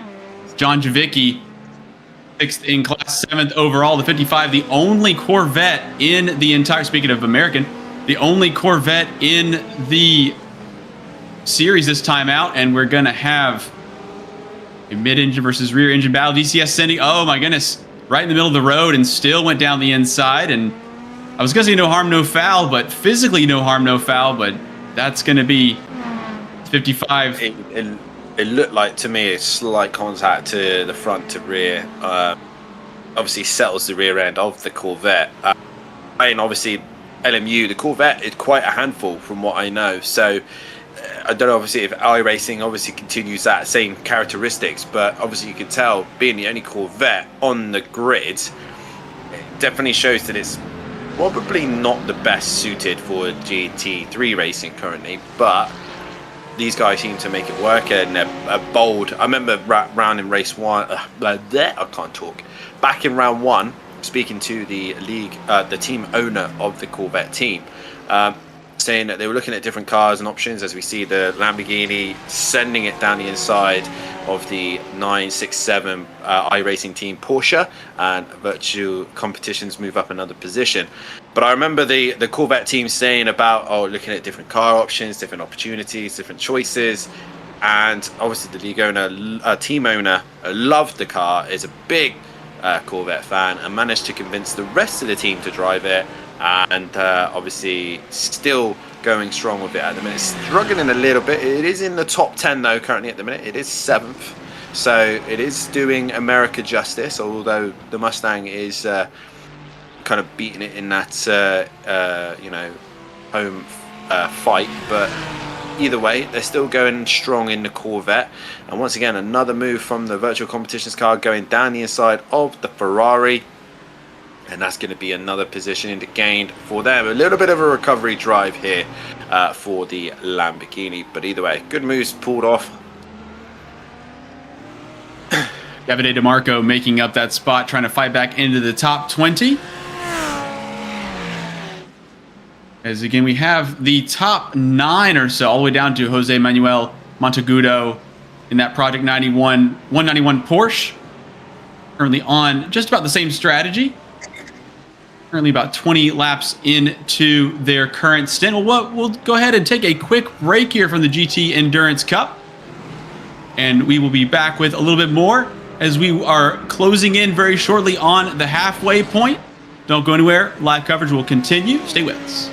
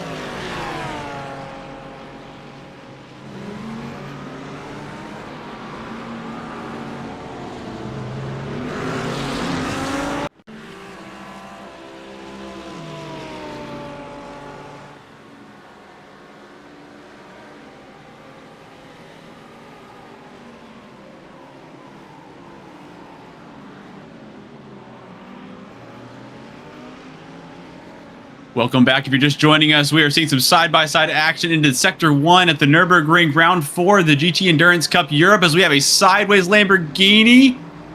Team Racing Point number 16 went for a slide. The Italian Buccino at the wheel, currently sitting outside the top 10 in class and 18th overall.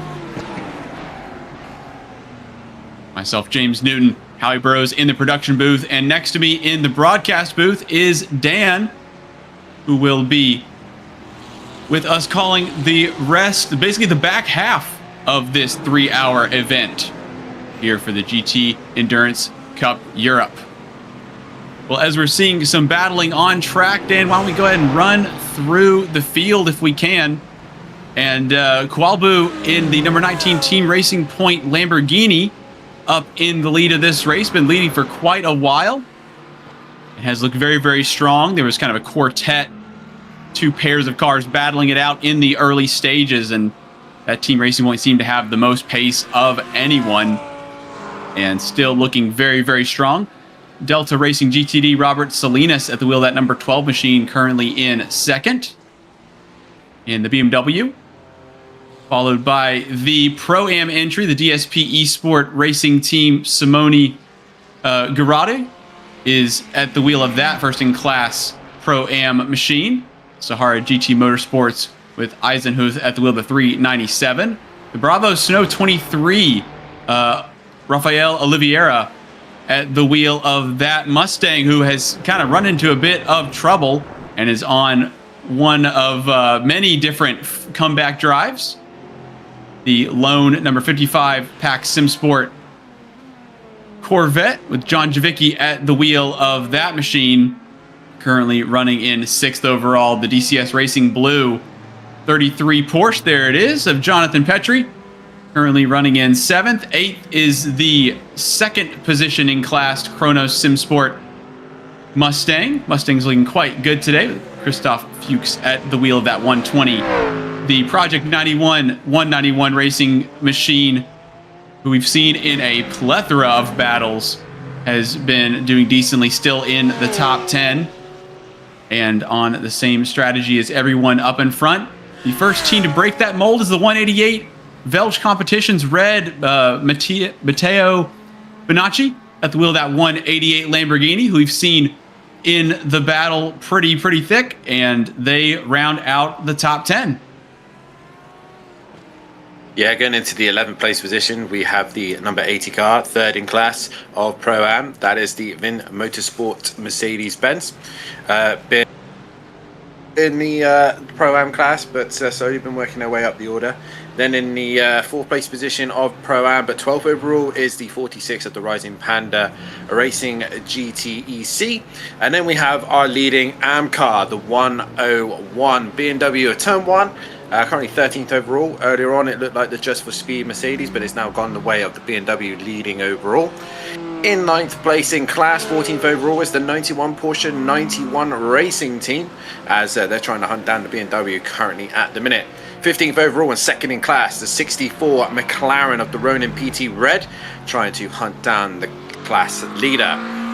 Earlier on, your race leader for a while was the Fisher Motorsport Porsche. It is dropped down to 16th overall and 10th in class, so not worked out for them in this stage, but I might be wrong. The strategies may pay into their hands a little bit later on. 17th overall and 11th in class is the number 16, the Tokyo Drifting Lamborghini. It's not in Tokyo, you're in the Nürburgring, so try and stop your slides too much there, lads, as you've got to try and work your way up the order. And currently 11th in class. 18th and 3rd in class is the Just for Speed Mercedes-Benz, the 127, trying to work their way back up the order. 19th and 5th overall in the Pro-Am category is the Virtual Competitions Lamborghini. Both Lamborghinis have been in the wars this afternoon and really been trying to work their way through the order, but it's currently 5th overall in their class. 20th place and 4th in class is the AM driver of, I'm going to butcher this name badly now, Bonaccio Racing Team, and they've just received the black flag. So see what that pans out for them later on. In 21st position and 5th in AM class is the 69 DSP Esports Racing Team in the Ferrari, working to work their way up, and being hunted down behind them is in 6th place the 967 iRacing Porsche in that 20th second position overall. 23rd and 6th in class is the 104, the DSP Esports Racing Team, and they're currently trying to get onto the back of this scrap as well. Then we go to the 24th position, 12 overall in class in Pro, and the 13 car of Paul Botting Motorsport GTE, as they all work their way up as the Ferrari now starts to take its black flag. The Delta Racing Squad are in 26th position, 8th in class. Obviously, they're going to be moving their way up. And in the order as well, the 20, I'm getting a bit thrown off now, sorry. So they were in 25th and in 8th overall. Because the pit stops and drive-throughs are all taken into consideration here, they've been caught catching me out. But in 7th overall in class, 24th is the nearly on pace 899 is the Aston Martin. 13th in Pro and the number 6 Impact Sim Sports SBR, 26th position for them. The Ferrari now comes back out, the 119 is now in 27th position overall. Actually got a flash of lights there and trying to move out of the way of the Delta Racing BMW by the looks of things there. Then in 28th position, 9th in class is the Team Racing Point Lamborghini, the Pro-Am group. Not been the race that they wanted. They've been a bit off the pace here this evening. But in the 29th position and 14th overall in Pro is the Rosso Esports, the 38 car. Not been their nights so far, really been struggling here, and is under pressure from the AM car of the Delta Racing number 4 car, 7th overall in AM and in 30th place position. And that rounds out up to 30th position, and it's been quite a dramatic afternoon's worth of racing as we go to the Rusty Spatulas in that 10th overall, 10th in class, 31st overall. 32nd is the Rising Panda Racing Team, 15th in class, 47 is the car, and is again on a kind of a recovery drive at the minute.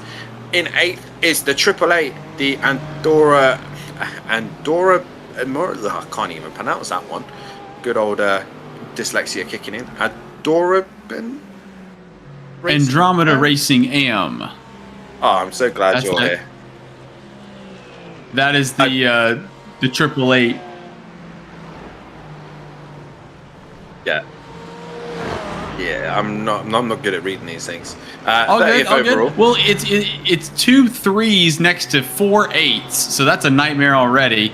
And Andromeda Racing AM with Julian Thebe at the wheel of that Mercedes that we have also seen kind of in the thick of battling, not necessarily in class, but really having to do some racing. And Unitronic finisher Motorsport Aaron Beaver at the wheel of that 84, who has also not had the best day, had a spin right at the start, right at the word go, had some issues through these couple of corners. And the Unitronic team trying to make up ground, 11th in class for Pro-Am. And then Tim Kraus aboard the Simmet Esports number 35, currently in 35th. For them, both cars a lap back. Here they are in the Mustang for that number 35 entry.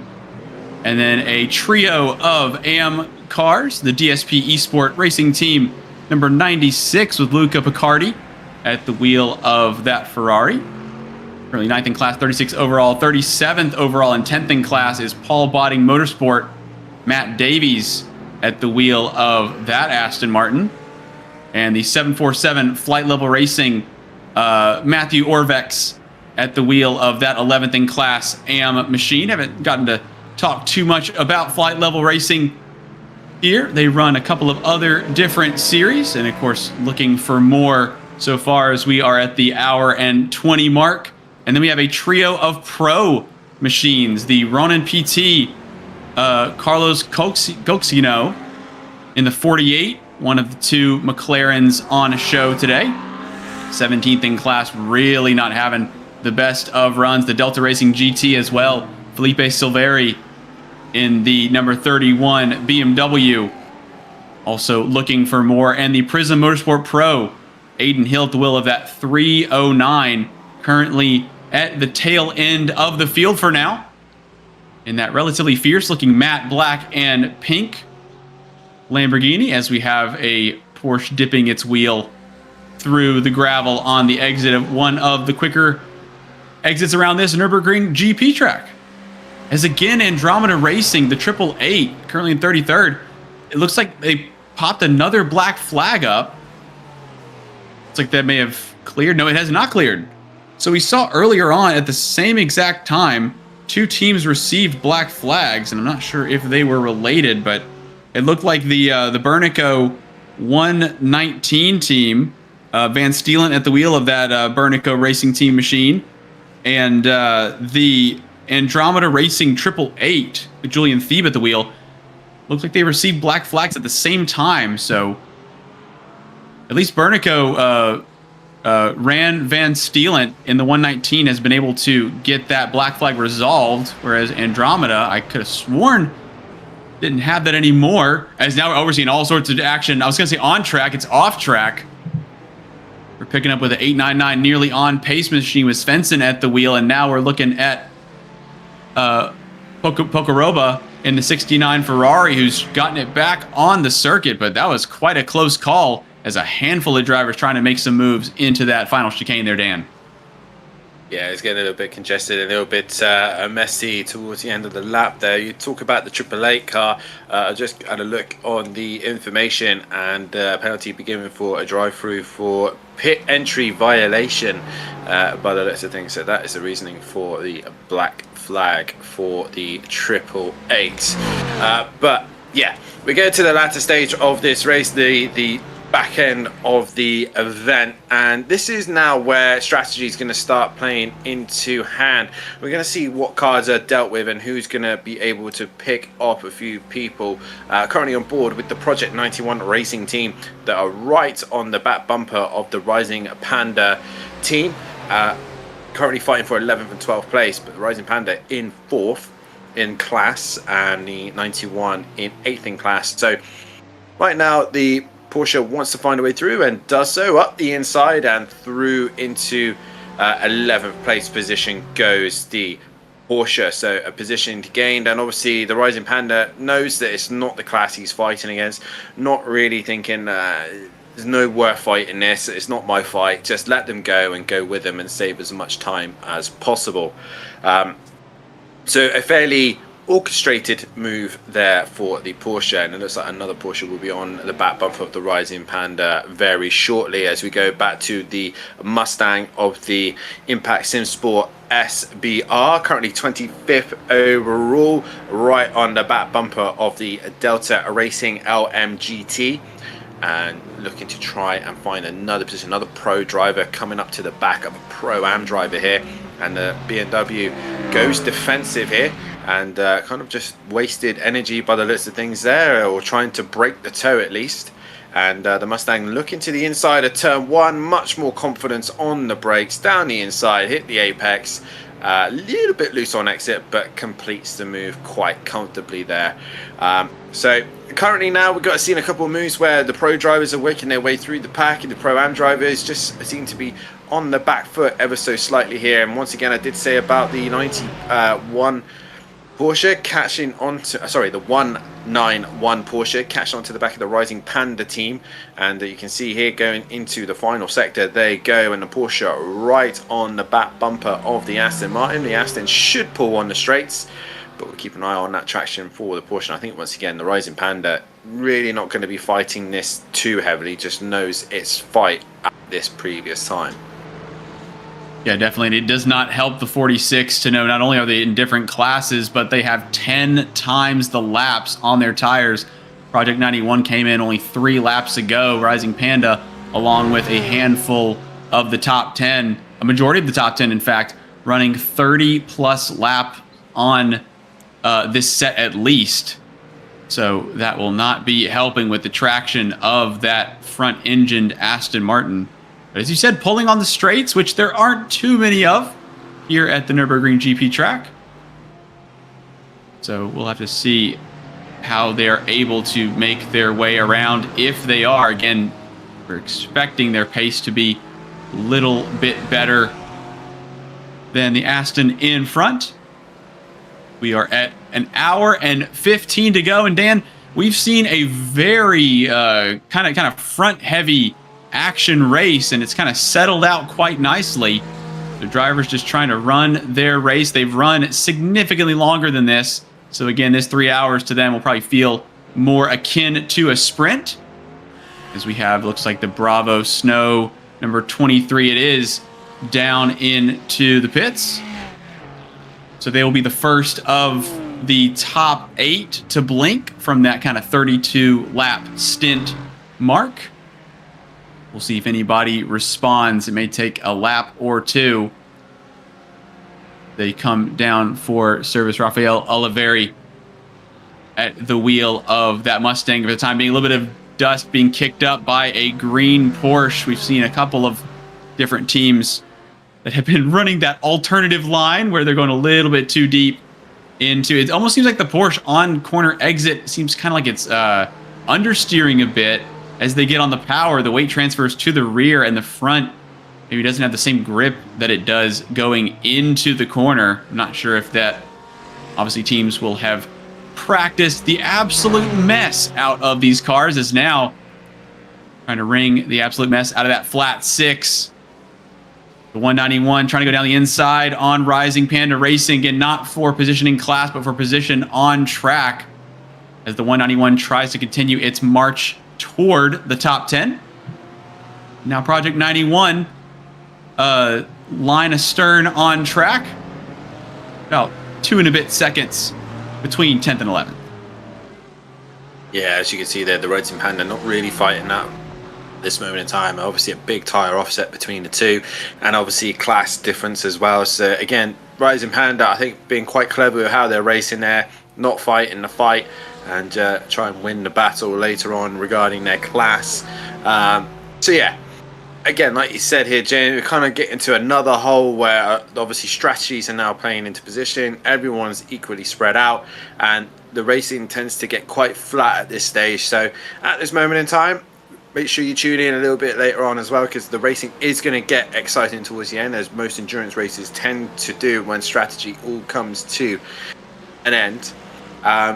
But obviously with GT racing, one of the highest levels of racing in the world. Definitely entertaining. Endurance racing takes time and takes, it's a slow burner at first. You obviously got the excitement at the start of the race. Then obviously the midsection tends to work towards a little bit of an endurance time. Get your cars into the right window, yourselves into the right window, and then towards the end, the final act as such then happens, as we see there, slow Mercedes comes to pit lane, as I believe they see the Rising Panda also looking like it's coming into pit lane as well, and they're going to get rid of those sets of tires that they've absolutely been hating on.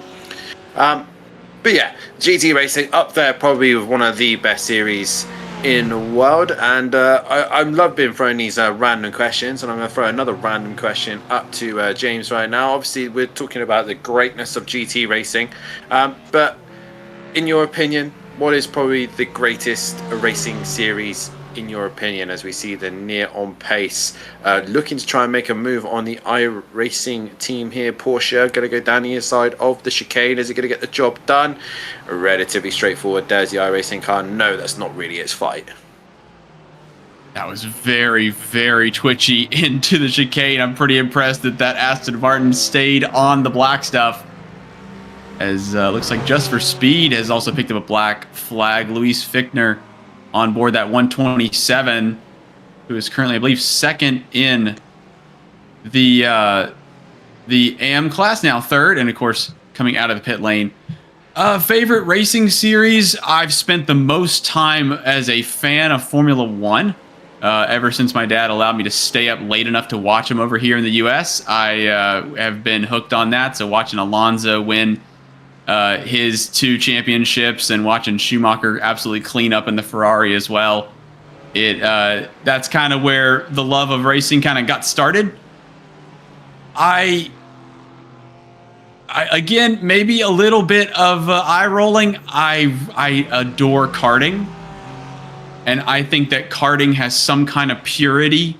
It has some kind of grassroots mixed in, and there's so many different levels. There's, you buy one from your local, kind of almost like your hardware store. You can put it together in your yard or in your garage or something, all the way up to, CRGs and, Bureau Arts that run on the world stage. You have, the likes of Rotax, Iami, and a bunch of other engine manufacturers that do battle on a global network. So it really, really is, I think, one of the largest reaching types of racing. I think the other part of it is, if you learn to play the violin well enough, one day you get to play the cello. It's not really how it works for me. I think that when it comes to karting, there are drivers that are 25, 30, 35 years old that run at the very top levels. Bas Lammers and trying to think of a couple others, Marian Kramers, and over here Ryan Norberg and the team at RPM in the States that run Super Nats every year, SCUSA, World Karting Association. There's lots of different things all over the world, and karting is absolutely about, it's about as serious as it gets. Obviously, the speed isn't quite there. As a little bit of a tail out for the Porsche that we're having a look at. But I think karting is, you can go down to an arrive and drive, or you can spend more money than some people will ever make on trying to go as fast as possible on something that has no suspension, between about 10 and 55 horsepower, unless you get into supercarts, which is absolutely insane. If you've ever seen one of those winged machines flying around, something like an Alton Park. They do run on things like Brands Hatch. They run on the full circuits as well. So karting really seems to be everything to everybody. That's fair enough. Obviously, here for myself here in the UK, obviously trying to get into karting is probably one of the hardest things. Especially it depends on where you live in the UK. For myself, I live about as far down and about as far away from any local circuit, so it's incredibly difficult for us here in the UK to get into karting, as we see the two DSP Esports Racing Ferraris batting it out for 4th and 5th place. So this is an inter-team fight at the minute. Obviously, pit stops are happening at this stage, so we are seeing alternate strategies happening, and the last thing they want to do is make contact with one another, because that could be embarrassing to see on the stream. But they have managed to negotiate, and right behind them comes the Sahara Porsche, right up to the back bumper of this Ferrari fight. And just behind them as well is an Aston Martin. I think is possibly in this scrap as well. So all getting congested up here into turn number 1 as pits. And the Sahara Porsche has to go to the outside, nearly making contact with the Ferrari, and now looking to the inside. But these two Ferraris really trying to have their own little fight in Pro-Am, but they've got two very fast Pro cars right up their backside, and down the inside goes the Sahara Porsche, and there's contact, and I'm gonna have to put the blame on the Porsche on that one. He just kind of crowded out the Ferrari there, and didn't really give him racing room, and just expected the Ferrari to move, obviously, which it didn't, and then that's just allowed Paul Botting Motorsport to go on through. So yeah, a little bit messy racing going on there, but the Aston Martin benefits from that, as we see another replay of it. You see the Porsche sends it up the inside, fair enough move, he gets the nose in, and at this point thinks he's cleared and tries to take the natural line, but the Ferrari is still there, and in my opinion that was just poor judgment from the Sahara GT Motorsport group. Just a little bit ambitious, I think, there, Jane. You can see there another look at it down the inside. He gets alongside, but just completely forgets the Ferrari's there. He's not going to disappear anytime soon, and just turns in thinking he can take the natural line. Yeah, I think that the miscommunication was, I believe the Porsche was expecting the Ferrari to, as you said, kind of disappear. I think maybe the Porsche thought that they might have just kind of backed out of it, looking for a better entry into that kind of final section of that little kind of Mickey Mouse. Oh my goodness, Paul Botting Motorsport trying to have a look down the inside of the other Ferrari for DSP, the 63. Tebaldo side by side with Ryan McIntosh in the 13. And the Aston Martin losing ground, but should have the high ground going into turn 1. They're really fighting this hard. This is fantastic racing. And able to get it through. And now what do the two DSPs do?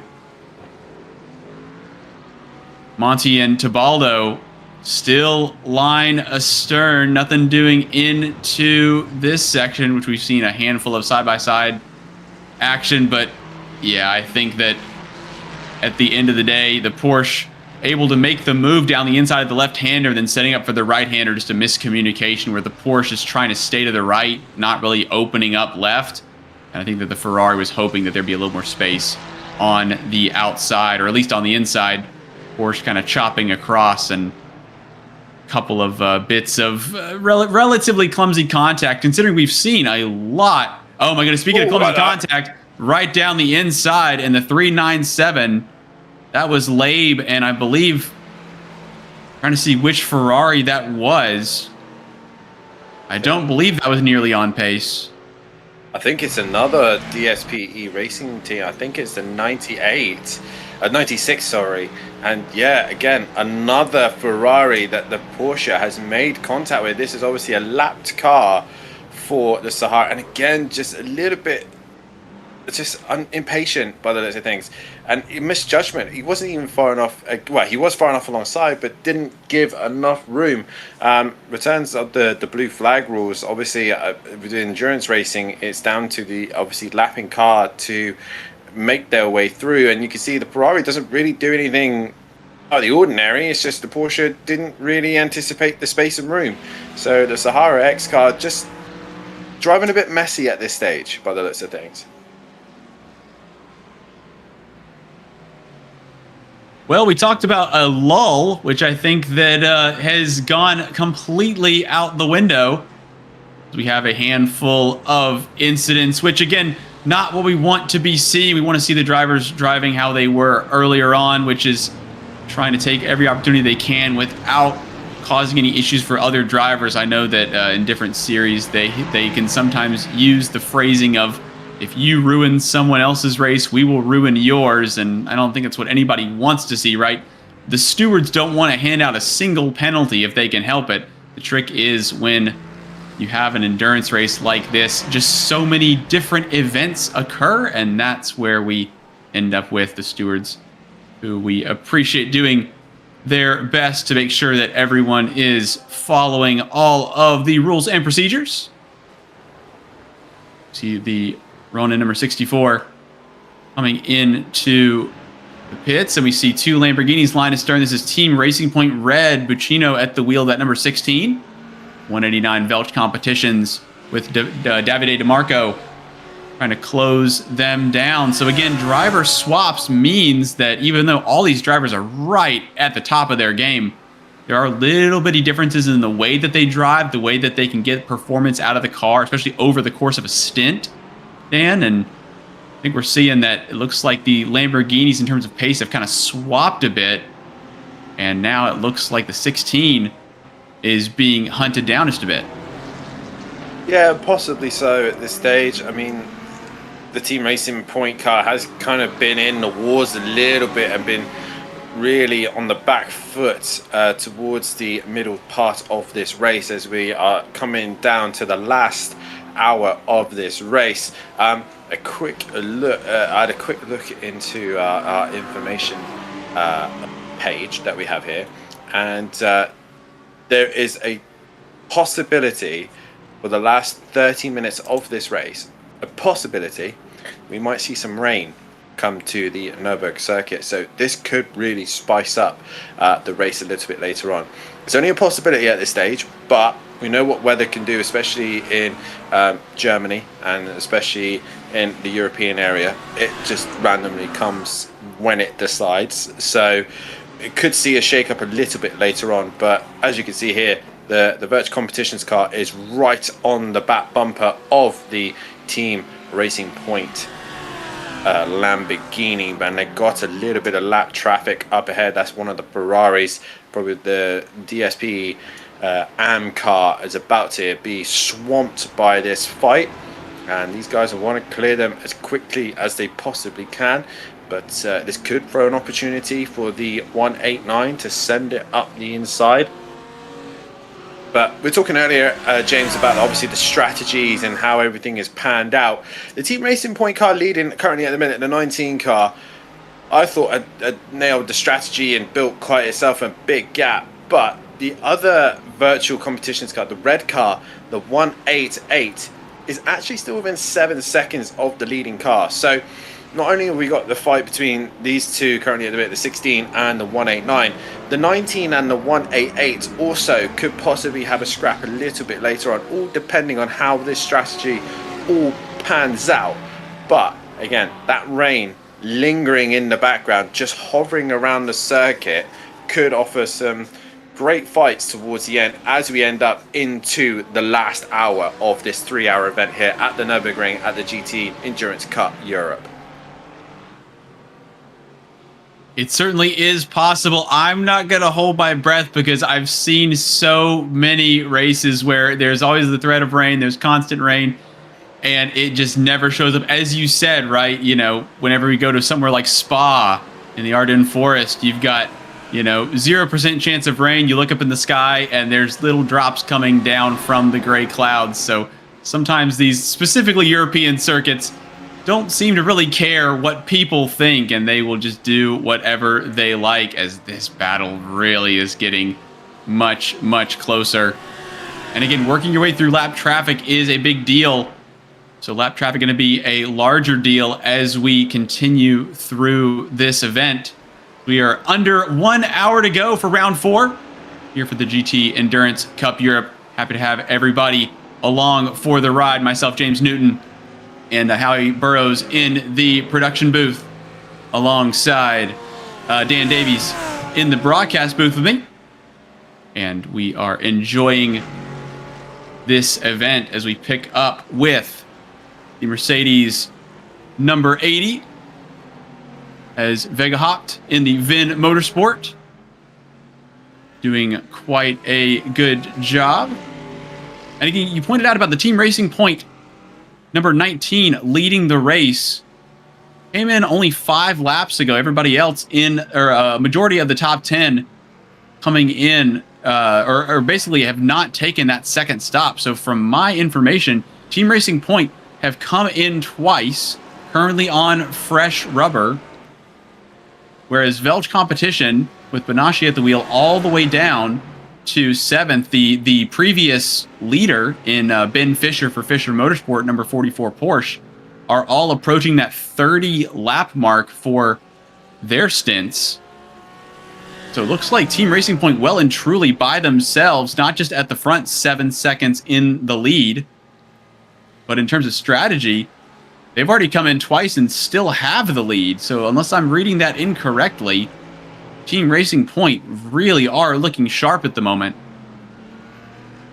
Yeah, but by the looks of things, they've also done a driver change. So where they had the fresh driver previously in the car, obviously a new driver in the car has to find his bearings and try and get comfortable. Although I was just seeing the lap times and they're kind of lapping similarly at the minute to the car behind. So drivers are going to obviously play into hands here as we go back to this fight between the two Lamborghinis, again up behind traffic once again, and the Team Racing Point red car trying to find a way through past the Mustang here.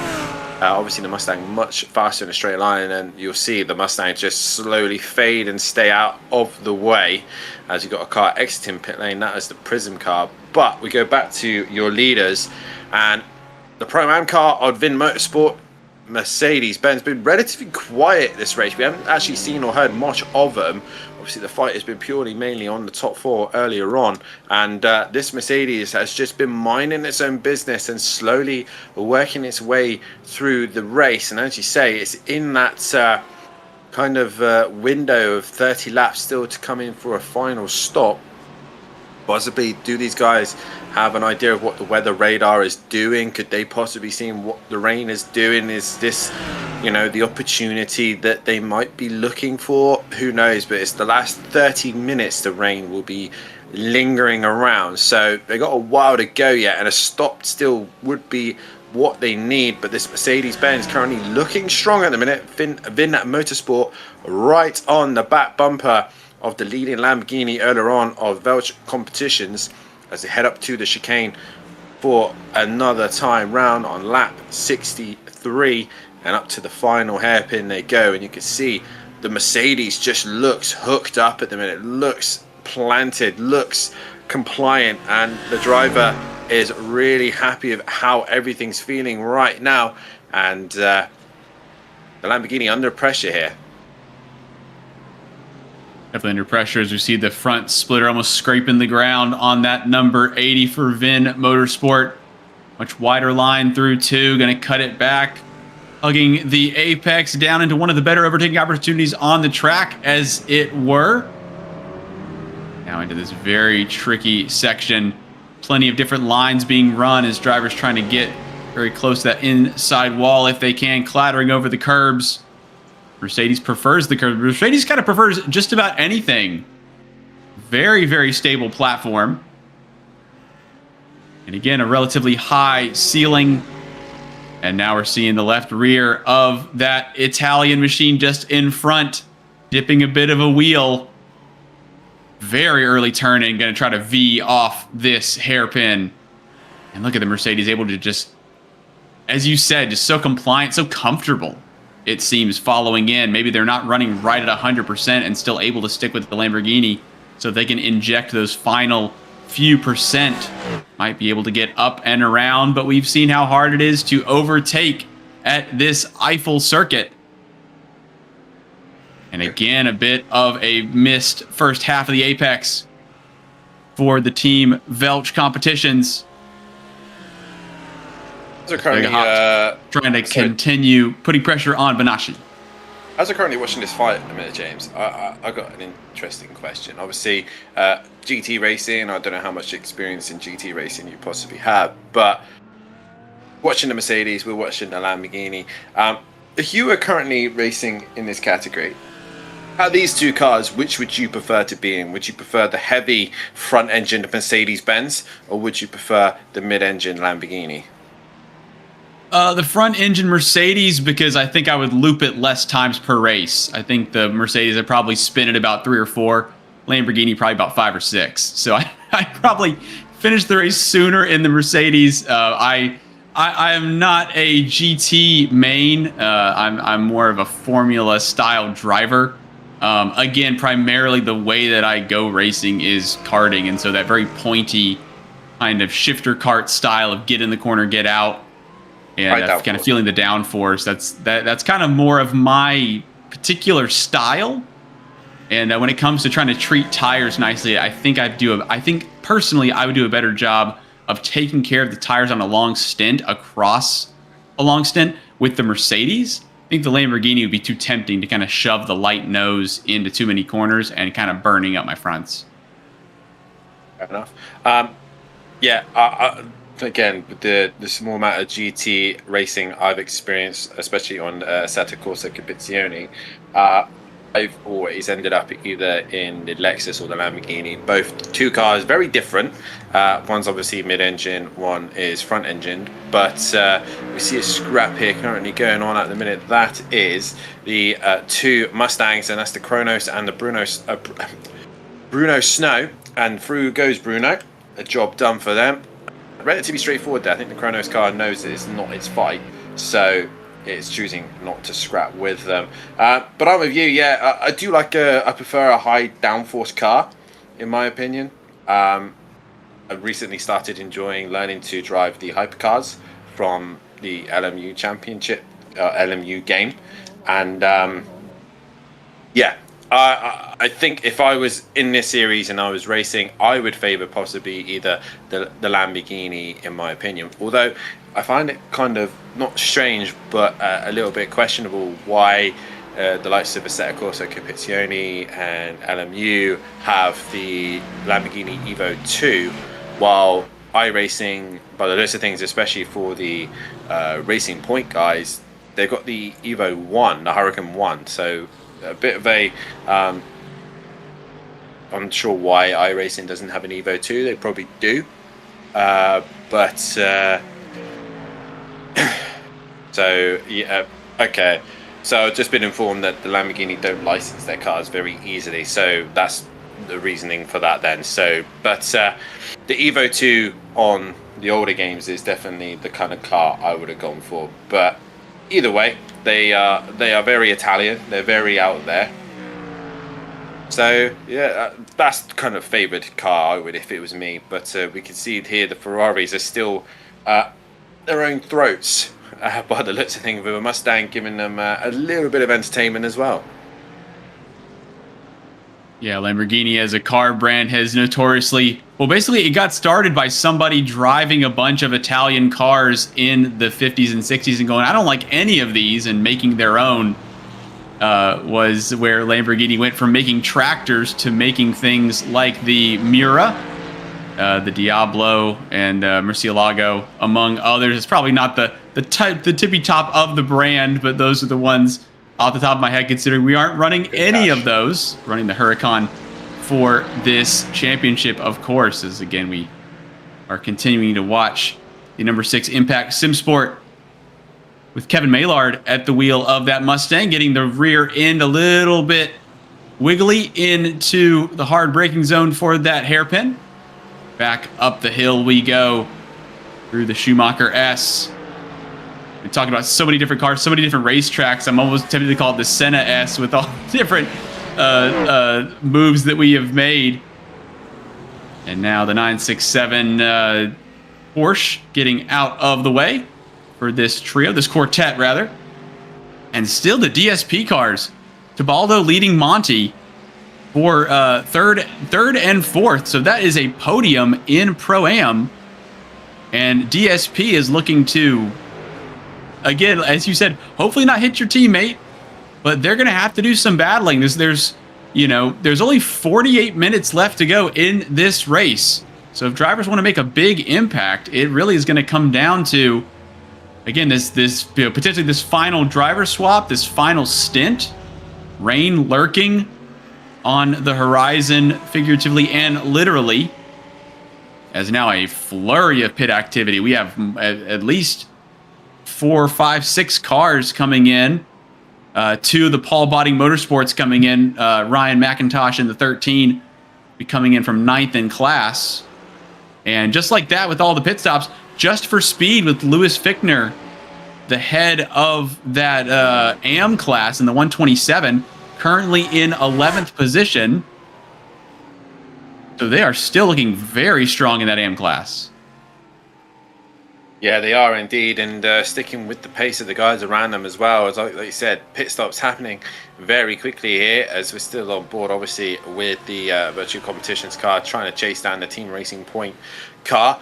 Obviously, these guys are coming towards the end of their stint, and how long can they stay out there? That's the question, and not very long for the Virtual Competitions car. Into pit lane they come to get their stop done, and basically, I think it's a run to the end for them.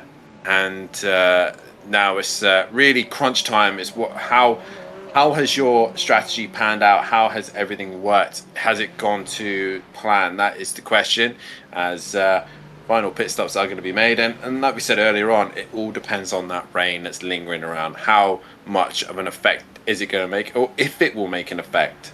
That's the question. Yeah, it definitely could turn the race on its head, but we'll have to see if it even shows up. And of course, the threat of rain might be having all the strategists trying to figure out what to do, as we have a Porsche on Mercedes on Aston heading into that final chicane. We're getting word that the 397 Sahara GT Motorsports Porsche received a drive-through for causing a collision. That was a while back for that incident into the first sector. As now, again, all this battling gets brought into the pits, which means they'll just be battling right out of the pits, as Sahara GT also makes their pit stop just for speed. The leaders in the AM class as well. Everybody kind of getting all geared up for this final thrash of these GT cars. And I think that we have seen a handful of quite good battles. Again, as we've spoken at length about, very tricky to make moves. So when drivers are quicker, they really have to kind of earn their mettle to find their way around. And we've seen overtakes at spots, Dan, that I don't think I've ever seen at this level of GT racing. It seems like the drivers are kind of making it up as they go along, considering how many different opportunities they get.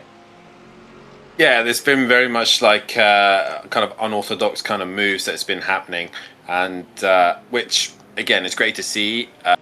The drivers have to kind of think for their feet and obviously try and use strategy also to their side. And yeah, we've had some decent racing. We've had some great side-by-side action. But we've also had some sloppy racing as well. A couple of drivers being a little bit impatient, trying to push too hard, trying to gain positions that may not even been available or open to overtake. So we've come to this stage of the race where maybe drivers have calmed down and really have now got into a groove for the end of this race now. Well, in the groove sounds like it's going to be the key to the end of the race. Well, why don't we have one of the drivers hop up into the broadcast booth? We can get a quick interview with, looks like the DCS Racing Blue Machine, the number 33.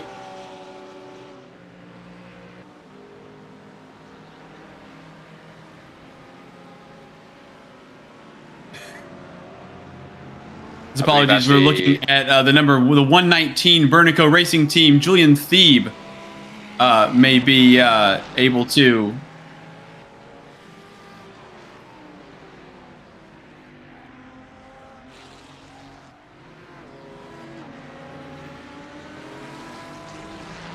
Hello. Well, Julian and Ran, welcome on in to the broadcast booth. You got a copy? Yeah, copy. Excellent. Well, we are having a look at the last 45 minutes. A lot of teams have already made their final stops, we assume. We have been kind of teasing a bit of the rain that might be here in around 10, 15 minutes or so. Whether that's going to play a factor into the race, we'll have to see. But how have the runs been going for the 119 for Bernico Racing? The qualifying was pretty well. We managed the wet weather really well. But the first corner was terrible. We made a kind of mistake and spun around. That put us to the back of the grid, and then we managed our way fight back to the front.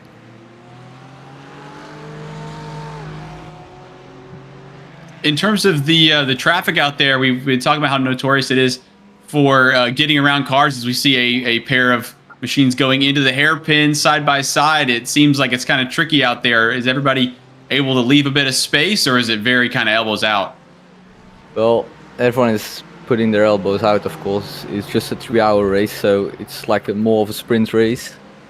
But I think everyone's like racing pretty fair. I had a really good battle with Julian, my former teammate, because I also raced for Andromeda Racing before. So I think some people can drive respectfully and have some nice battles.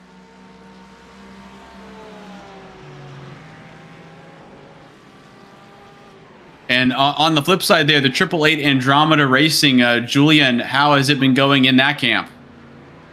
Yeah, so our qualifying run was, I'd say, a bit of a struggle. Rob had a bit of problems with the setup after we realized we loaded the wrong one. And after we actually loaded up the right one, it went pretty well. We escaped the carnage at turn 1 and managed our way up onto, I think, P3 in class. But afterward, it started going a bit downhill. We actually caught our fall, but then I got very unlucky in a fight with Ran. I hit him going into the fast left into the Michael Schumacher S. And yeah, from that on, I just started going downhill. I think I got 3 drive-throughs, 1 for incident points and 2 for pit entry violations. So yeah, it has been very mixed for us today. But that kind of really reflects how our season has been going.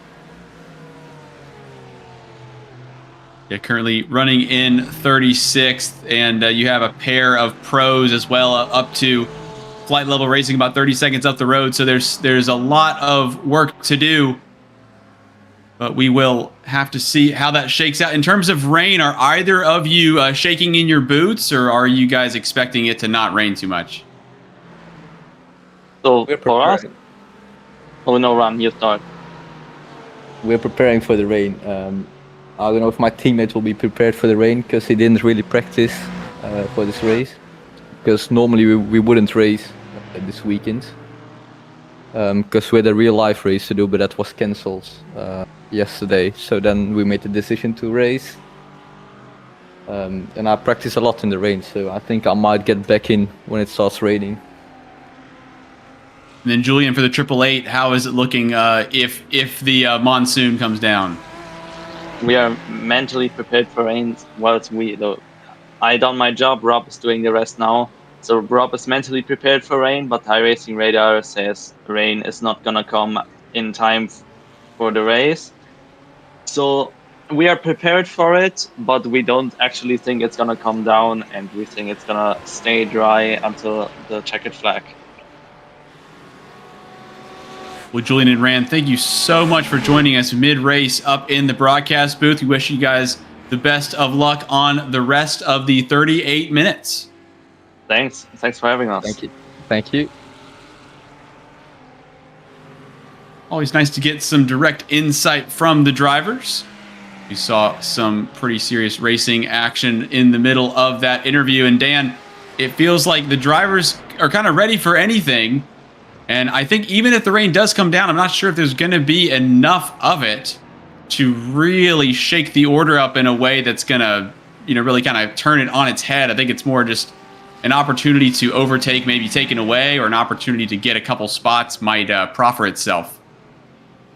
I mean, the wet weather always is something exciting. I mean, even drivers now, just the idea of rain coming could be enough to make the heart race a little bit, as we're on board with the DCS Racing Blue right up the bumper of the VIN Motorsport Mercedes-Benz, and a little bit more cautious into the braking zone at turn 1. But yeah, I mean, when there's rain lurking around, you always keep your eye on the weather radar. You keep an eye on, see what is happening. Obviously, some of these drivers believe this rain isn't going to hit. Others feel like they probably would want the rain to hit. I personally love a wet race. I do enjoy the rain more because it's more of a level playing field. The setups aren't so much of a priority, nor is the car choice. So it's really down to the driver and feel. So if it was me and I was in one of these cars, other than leading and I was in mid-pack, I'd be doing a rain dance while trying to drive the car at the same time. But anticipation, you can even see, like on the stream currently now, it's got a little bit darker, it's got a little bit more gloomy here at Nürburgring. I believe this would be I wasn't there for the 24, but this would be a rain event that I've first noticed here in this series. But it definitely opens opportunities, not just for drivers to gain positions, but there is the opportunity for pro-ams and AMS drivers to gain a few places as well. As we see the virtual competitions car sends it through the chicane and gains a position on the DSP Esports Racing team as they lose a position but stay second overall. And obviously that Lamborghini gained a position there doesn't overall help them out in the pro category. They're 4th overall, but what it has done is slowed down that Ferrari to possibly help the sister car, the 189, the other virtual competitions Lamborghini of Davide, in that 7th place position, maybe to just get a little bit closer to their rival. The Kronos Mustang currently leading the Pro-Am category at this stage, but we don't know what's going on with fuel and tyre strategy, and more importantly, we don't know what's going to happen with this rain that's lingering. It's by the sounds of things, if it is going to come, it is going to come in the very latter stages of this race, possibly the final lap, even the penultimate lap, if it does come. And that's probably just enough for one person to make a mistake and go wide or lose some time. So yeah, we'll see how things all pan out towards the end of this race, as we see still more action happening out on track. This is the DSP Esport Racing Team 104, looking at the 13 of Paul Botting Motorsport. Ryan McIntosh at the wheel of that machine, up 7 spots from where they started. We were having a look earlier at the DCS Racing Blue. Johannes Hahn in the 33 Porsche, who's made up 11 positions. That team has made up more spots than anybody in this race. And easier said than done trying to stay up where you have basically earned those spots. So many opportunities for mistakes. And Dan, it's looking frankly gross. It's gotten much darker. There's not as much sheen on the circuit, and obviously the lights are on, but they are starting to really have the glow. As there is somebody sideways, one of the white, looks like a BMW on the Delta Racing 32 we're hearing. Going to be coming down into the hairpin. Vinicius Machado at the wheel of that. We're going to not get any grass on the way in. Oh, we had it for a moment. We were sideways for just a second, and then it decided to snap about a second later. Oh, we couldn't get all the way around because it's like Fisher Motorsport and then the duo we were watching just then. So good heads up not to clatter into anybody. This is the kind of stuff that can happen in endurance racing. So again, we throw it in, we're a little loose, we kind of catch it, and then we try to gas it up a little bit and just unable. And then right here, this is good heads up to make sure that we don't just plow right onto the apex. Kind of a close call, but able to get away with that in terms of damage. Nothing to report, but these are the kind of mistakes with 30 minutes to go that can start to creep in as drivers trying to find those couple of tenths a lap if they can try to turn up the heat. Maybe a car that's not quite as healthy. Drivers trying to, oh, that car is really deep into turn 1. As they are right out of the pits, it seems. So Vinicius Machado for Delta Racing, that 32, this is the first lap for them. So potentially maybe cold tires could have caught him out. Possibly so. The cold tires probably caught them out and looped them round. So yeah, by the sound of things, we've got another driver ready to come in for an interview at this stage. We've got Benjamin Fisher looking to come in, join us in the commentary box, as Howie's just informed me that we are now getting raindrops, and one of the drivers told me that we didn't think we were going to get rain. Well, raindrops are now appearing, and Benjamin Fisher, we go to you, my friend, and the rain has arrived. And are you guys mentally prepared for the rain, or is this something that you didn't want to see come? Hey guys, how's it going? Yeah, that's typical for the Eifel region. So the Eifel is known for that, so we kind of always expect it when we come here. Are we mentally prepared for it, strategy-wise? Well, you know, we kind of messed up the race already, so the damage is done. We should have pitted under that first and only full course yellow. We didn't. That kind of messed up our race. We have taken fresh tires, so if we can stay on slicks, we're good to go. If we cannot, then we're just going to have to bring it in and, like everybody else, I guess, take wet tires. But it's going to be interesting here, the final 32 minutes. Looks like we have a slow car here in turn 1. Yeah, it looks like we got a Ferrari that's parked up on the side of the second of turn 1. It's we're going to have a full course yellow by the sound of things as well, so this may be the opportunity that you may have missed earlier on to capitalize. Obviously, you were leading off earlier on in the race, and as you said, the full course yellow caught you out, and just a slight strategy mistake there. Other than that, you seem like you've had relatively good pace. You've been scrapping here and there. How's the racing been for yourselves? I mean, it looks like at times it's been fair and clean, and then a few times it's been a bit scrappy out there today. I would say scrappy is just about right. We had a few close calls. Yannick, he's been awesome. This is his first race with us, so we're beyond excited to have him on the team, and he's been absolutely ripping some awesome laps out there. Yeah, for as far as my own performance goes, I'm not quite happy with it. I knew that my pace was not going to be quite on pace here, but I also picked up a few too many off tracks. I also had a close call with, I think, the 747. No harm done there. There was just a misunderstanding into the Mullenbach Schleife. But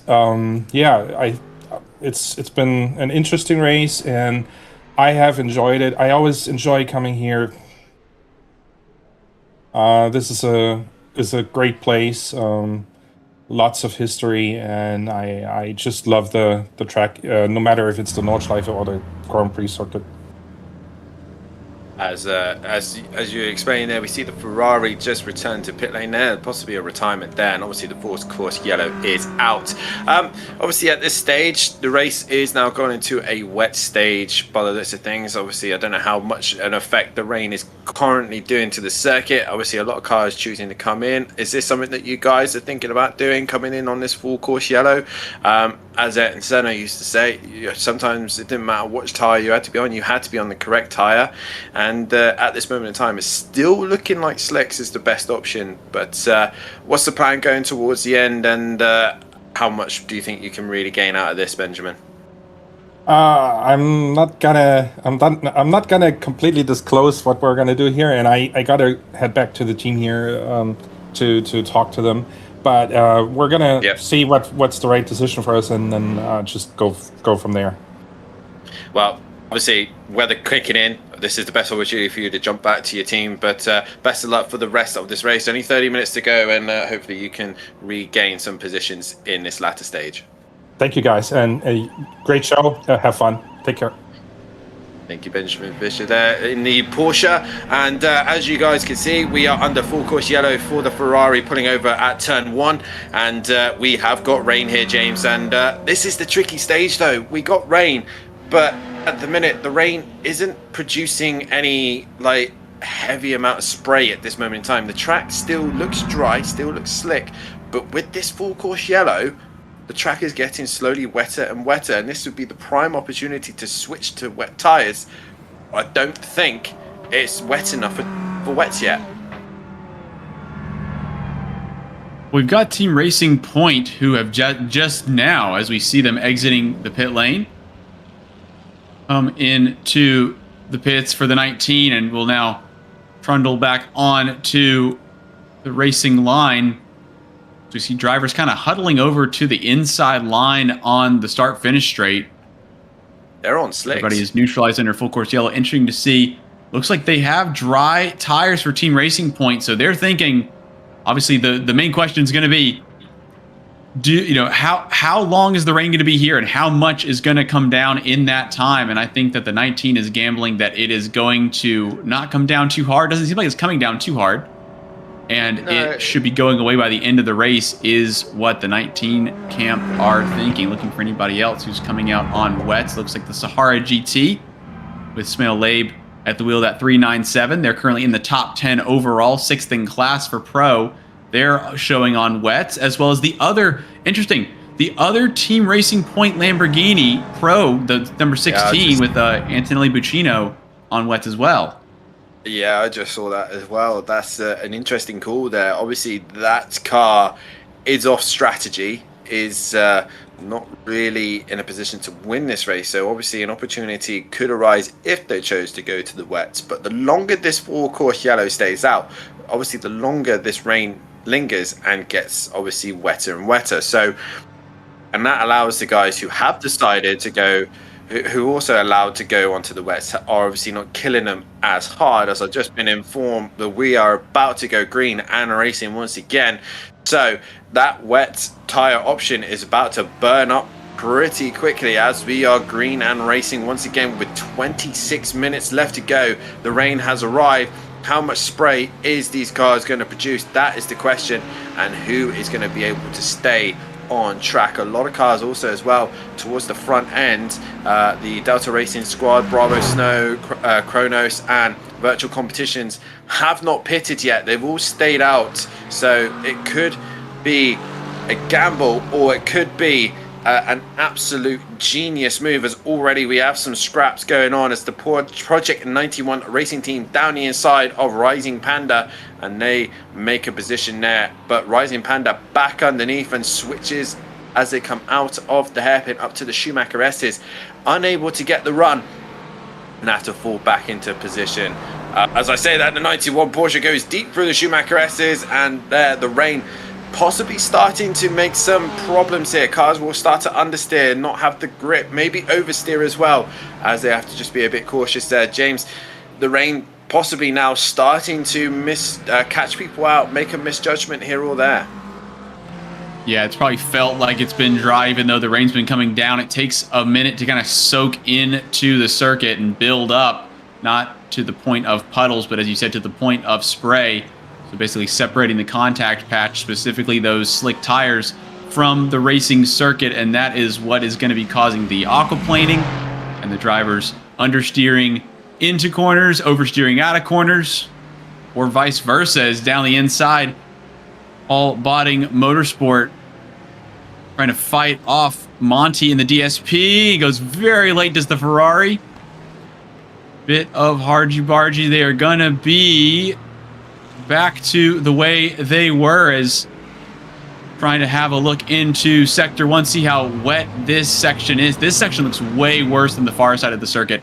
The exit of the final corner on this Nürburgring GP circuit does not look nearly as bad, but I think by now the rain has encompassed the entire circuit properly, and we are seeing a couple of puffs of rain from the back of that Ferrari. I think the rain's properly here now. I think, yeah, this is starting to be a bit of a mess for some of the drivers on those slick tires. And again, as you said, trying to look like a genius, but it depends on what happens, things out of your control, and trying to do your best, as we're looking for second position. This is for a podium spot in Pro-Am. Welsh competition trying to hold off Vin Motorsport, Davide DeMarco trying to keep in front of Vegahaupt, who are heading in around the outside. They have the traction for that. Going to go late on the brakes into turn 3. Nothing doing, trying to set him up maybe. I don't think there's any way through at the moment, but it's so tricky on these colder tires in the rain. Currently keeping an eye on lap times at this moment in time and just seeing what people are producing. Currently at this time, the slicks are still faster, but the wets are now starting to slowly match the pace of the slick runners. To put into perspective, the Team Racing Point 19 car last lap was a 2-minute flat 0.4, while the fastest wet time that I'm seeing currently at this minute is a 2-minute 5.2. So we are still in slick territory, but obviously as each minute goes by, it slowly turns into a wet race. The leading wet car is the Sahara X GT Porsche. Now, they're currently 9th overall, 6th in class. As we go on board with the virtual, or momentarily, we're looking around to see what the weather is doing. But we're going on to look at the lap times more than anything to see where people are regarding the pace. As we see the Mercedes-Benz up behind the bumper of the Pro-Am car of merchant competition. This is the fight for second and third. So this is for podium positions here, and they're really going out, having to go very defensive, and that Mercedes has been looking mighty. And momentarily we had a Rubens Barrichello Schumacher moment where Barrichello nearly got punted into the wall when Schumacher was trying to defend from him, but the Lamborghini holds the inside. The Mercedes going to try and go around the outside. He'll have the inside for the corner, and job done.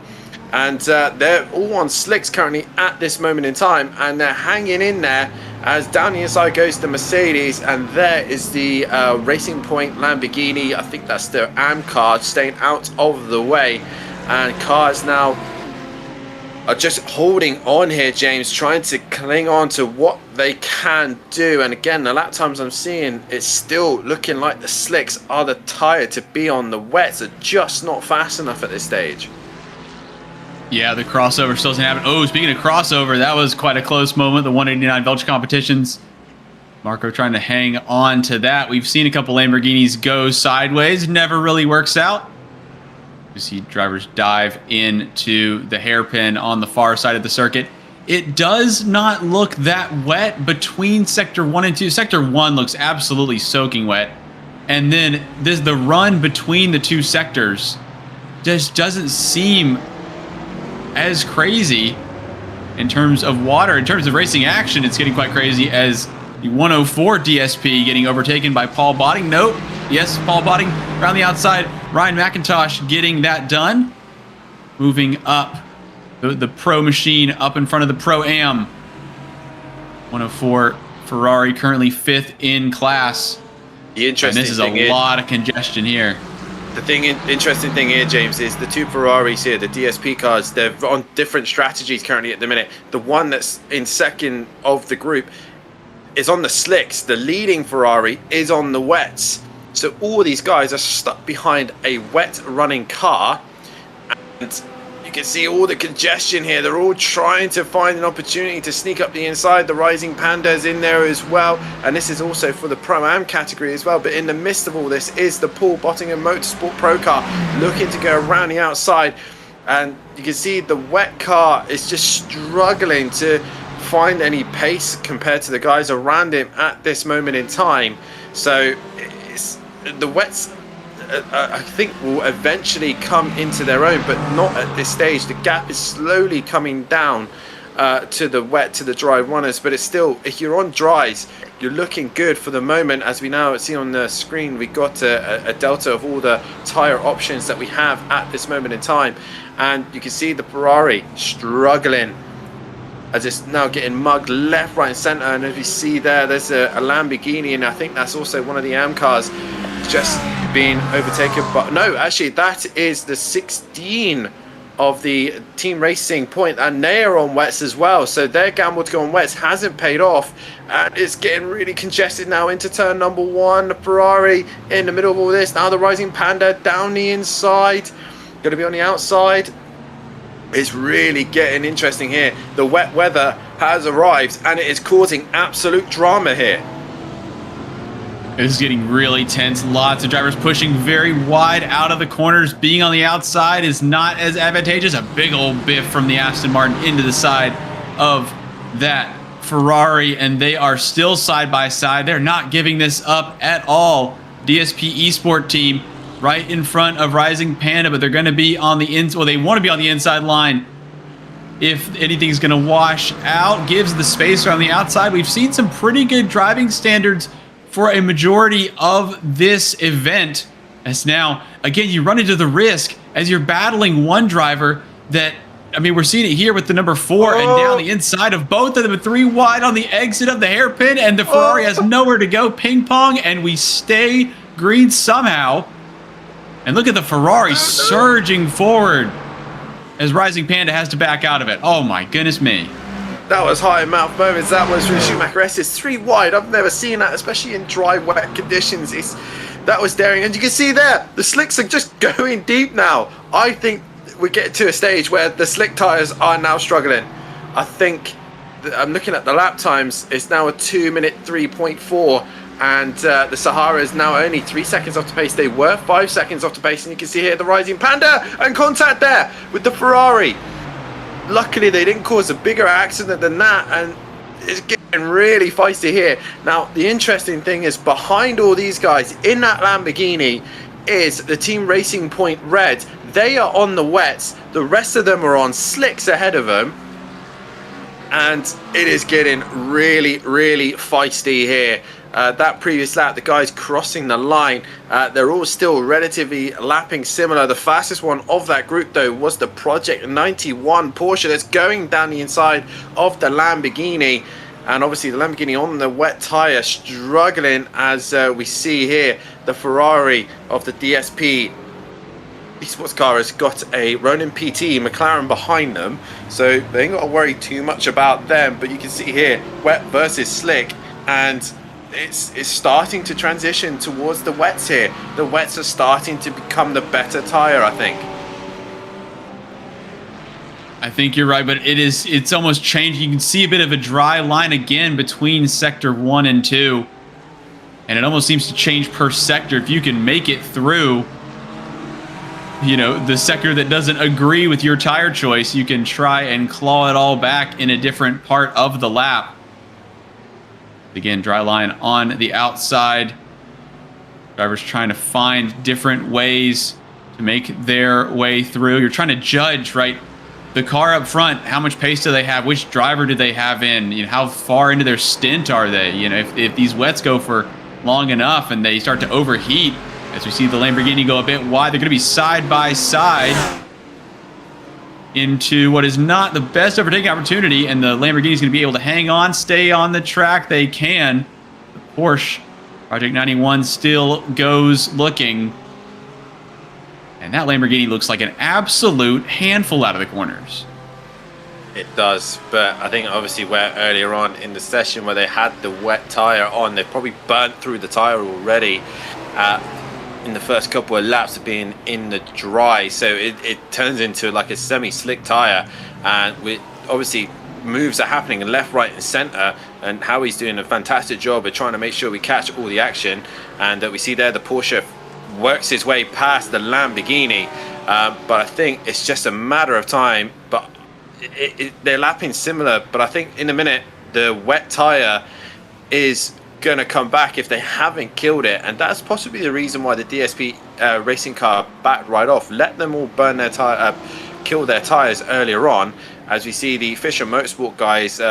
We had Benjamin in earlier on, and is looking to try and work their way past the Sahara GT Motorsport car, who are on the wet tire, and you can see the lap times have been there or thereabouts, but the Sahara GT, it still slicks at this minute. But it's, I think, give the last 5 minutes of this race, if this rain holds up, which I think it's stopped by the looks of things. I don't see any more raindrops. I think the rain stopped.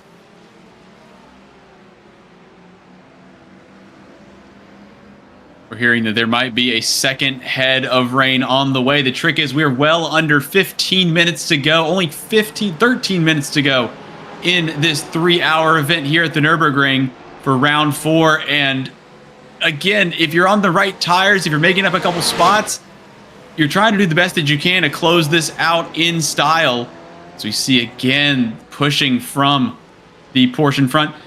It may be a little, too little too late when it comes to this call, because the rain producing a bit of jeopardy and obviously swapping a handful of spots around. A good opportunity for drivers if they can get it right. But it can also prove to be very, very risky, as they have the dry line. Does Fisher Motorsport leading very well at the front of this event, and now fighting for 8th overall as Labe around the outside, or at least can try to hang in there. And Sahara demoted down to 7th as the 44 Fisher Motorsports makes their way up and through.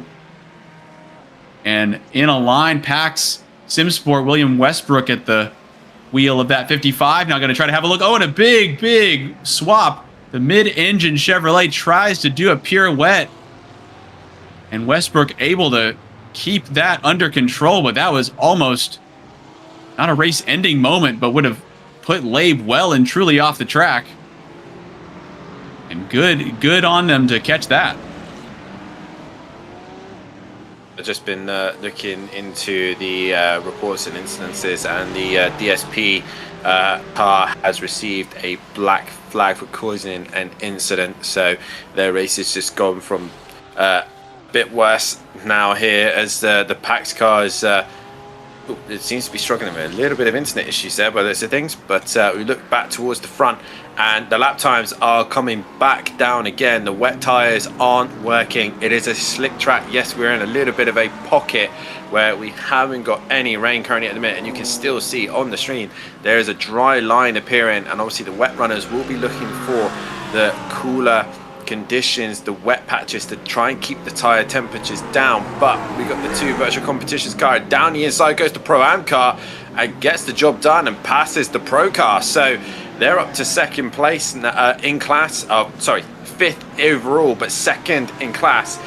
The virtual team probably sitting there thinking, well, we're not going to lose anything behind. We've got a nice gap in the pro. Release the Pro-Am car to try and attack the leading Pro-Am category of the VIN Motorsport Mercedes-Benz that's just been slowly working his way up the order and quietly minding its own business and is leading class. So this could be a scrap for the Pro-Ams to the very end. But way out in front, the Team Racing Point 19 back on top once again, and it's got a minute and 1 second gap currently at the minute, and looking strong towards the end of this race. As there we have more rain. The rain's returned, James, and we've got 10 minutes left. 10 minutes left of this race, and the rain's coming back down.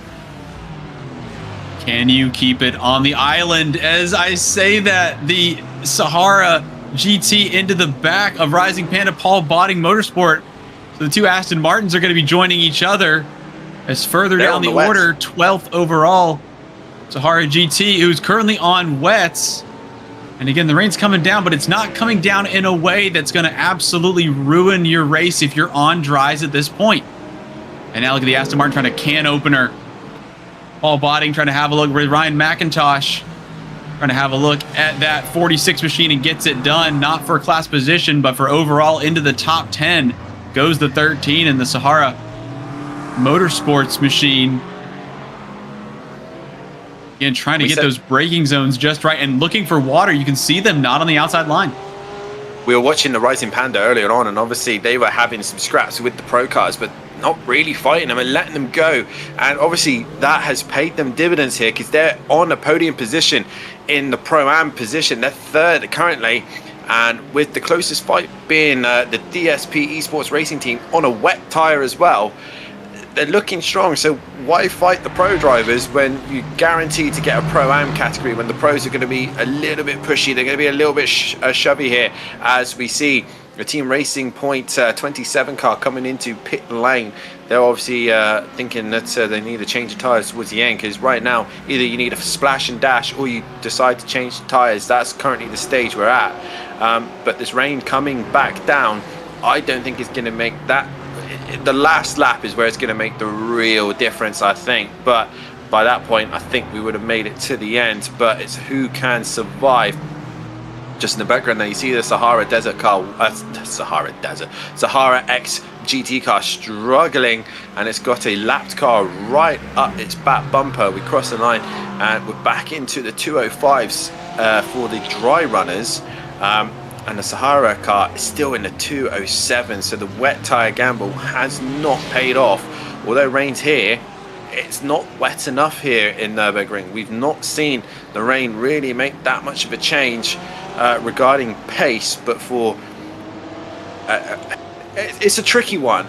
If I was the drivers, I wouldn't know what to do at this stage. If the track felt grippy enough, then you stick with the slick, but when you're not that confident in the changeable conditions on a slick tyre, then you think, yes, wets are the way to go. But they're just being cooked at this stage as we got the last 7 minutes in. Anything can happen. You can see the Ferrari there. I think that's the DSP back marker just holding up the Aston Martin here as Paul Bottingham is struggling to clear that Ferrari and is allowing the Rising Panda just to get back onto the back bumper again. This is the charm. I don't think that that's what the 10th place machine will be calling it, but the difficulties in endurance racing with all of the lap traffic and just trying to find your way to the end of this race. And as you said, trying to survive, even if you are a Team Racing Point with Rassane at the wheel, that number 19, if it absolutely pours down in a completely different way, you're going to have to figure out how to drive again as we see more side-by-side action. I think we're at this point. I think we're there because the Sahara is now matching lap times. It's now onto the back of these guys. The wets are now matching. I'll have to see how the drivers handle every single one of these cars trying to figure it out, as again it just seems to change corner by corner. But the trick is, even if it turns out that it gets worse, as we are under 6 minutes to go. Look at the traction from the Porsche. The traction from the Porsche is on the back bumper now, and I don't know which the Ronin PT car. I don't know which one that is. If it's on wets, then obviously they seem to be finding traction at this time. Oh, and the Sahara late brakes there, and it's in a tight sandwich there and can't find a way through. That Ronin PT is the 20 car. It's leading Am actually. Oh, and he's dropped the rear. He's managed to keep it together. But yeah, I think the wets are now. Full course yellow is coming now, as also the Sahara has got a black flag. So I'm looking at lap times here. Lap times last lap, the Sahara was a 2 minute 7.3. Everyone else ahead of them was in the high 6 points and low 7s as well. So the wet tires were coming in slowly there, but this full course might have saved the dry runners here, I think, and I'm not sure why we got a full course, as we were probably about to find out. And we are on board with the 188, the virtual competitions Lamborghini. We're coming up to the Schumacher S's, up on the curb, rear end goes round into the gravel trap, and might not be the reason why we got the full course yellow, because it's managed to continue on. The curbs are going to be lethal now, as we got the Prism 309 Motorsport, and I've just been informed this is the incident, and this is the reason why we have a full course yellow. Oh, a big snap there through the Schumacher S's and into the wall, and heavy damage to the car. And you can see there they're trying to get out of the gravel trap as best they can.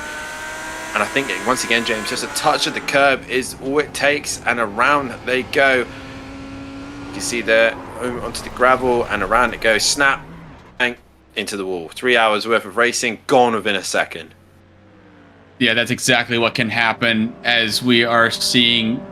Again, it's not chucking down rain, but it is soaking the track. And now, so Team Racing Point currently in the lead. Gabriele Rossane in the 19 coming down. They have over a minute in the lead. And of course, it's full course yellow. It's also a cheap pit stop, relatively. So they may just be trying to make... This is what I was thinking was, if they're up in the lead and they're trying to set fast lap times, it could really open them up to having issues. So Dan, it could just be that they basically come out of the pit lane, they do one more lap. Put wets on. Nice and... Yeah, we're being informed, Howie. I think it's probably spot on here.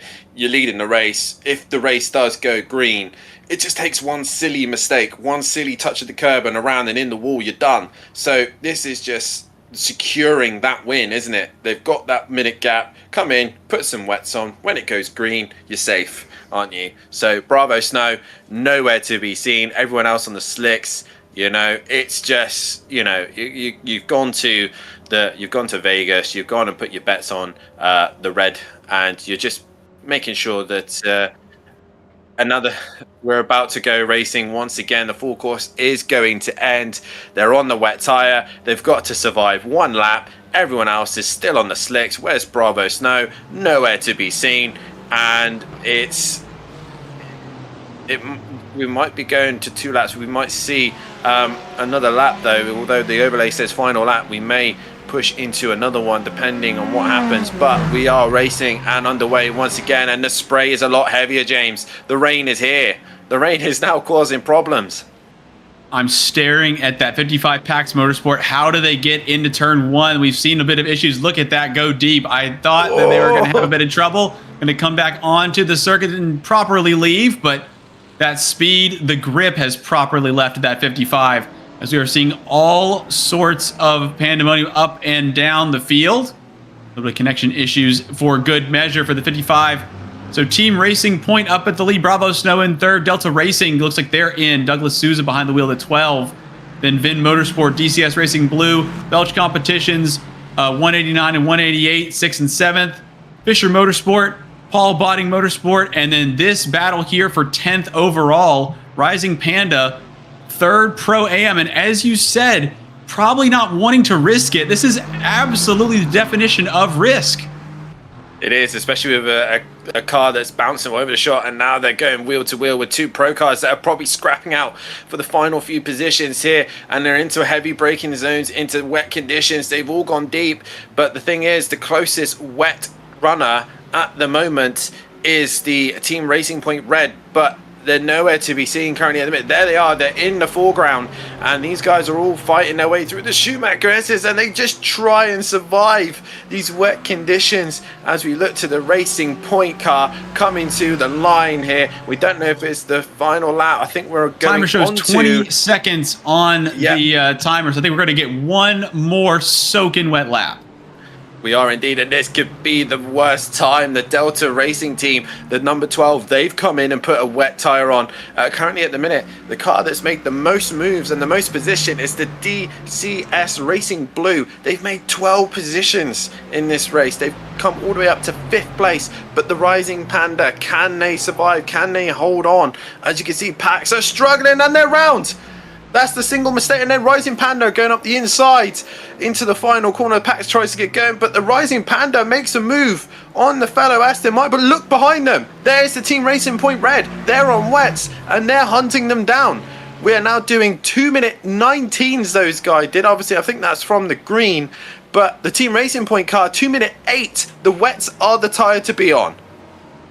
Yeah, but who has them? As we have at least 2/3 of the top 10 as they're still trying to fight it out through sector 1.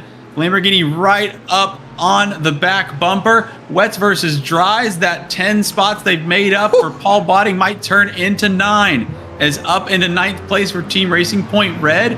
Puccino using those wets to good use. That's got to feel good, having all the confidence, and they're still right on top of each other. It almost doesn't matter at this point which type of class you're in. You're just looking for some space as flashing lights in the background. And this is turning absolutely fast and frantic. These cars behind, we're obviously looking at these guys here. They're laps down, I think. The Rising Panda. Oh, no, we got a spinner. The Mustang's gone round. I think they're on wet. They were being a bit pushy, and around they went. And it's absolute chaos now. These guys on the slicks are trying to survive. And the guys on the wets are like, oh, just get out the way. The Chronos car is on wets. And look, it's just driving right around the outside of the wet runners as we're coming to the flag, I think, for the Team Racing Point car. But it's getting frantic towards the back of this race. Absolute chaos here towards the end of this race. Absolutely. And yeah, Team Racing Point Red just overtook the 44 Fisher Motorsport. So that's Puccino up in front of Vandenberg. As we still have this enormous hornet's nest of machines. Paul Botting Motorsport with a black flag. Ryan McIntosh picking that up just in front of, or just in behind of the DSP esports machine, and they are still 2x2. Don't go 3 wide through the kink. My goodness me, that rain has got to be absolutely slick as anything. And that, yeah, they're all just trying to survive the chicane and get to the end of this race. And through the chicane they go. It's been a frantic end of 3 hours worth of racing, and it's come down to a heavy downpour right at the very end here. And they all come to the line. And the Rising Panda went from 3rd in class. I think it's dropped down to 5th in class in the end as they all cross the line. An absolute chaotic end to the race there, James. But in the end, the leading winner was the car that's been absolutely dominant this season. It is the 19 car, the Team Racing Point Lamborghini wins the race for Pro. Pro-Am went the way of Vin Motorsport Mercedes 80. And in the AM class, I think they're still going round. It's the other Paul Bonington car of the 62. I think they're still going round and trying to... They're going slow, so they've ended up winning their category as well. They're your winners for those categories. But what a dramatic end to that. Yeah, to be honest, I was not expecting that much. But Gabriele Rossone in the 19 for Team Racing Point takes home the victory. Bravo Snow and Delta Racing with Melo and Souza at the wheels, respectively, 2nd and 3rd. And your winner in Pro-Am, Vin Motorsport, 1minute and 42 behind the leaders in Pro. Then it's Jonas Hahn in the 33 for DCS Racing, bringing home 5th. Sixth is Marco with Velch Competitions, finishing 6th and 7th.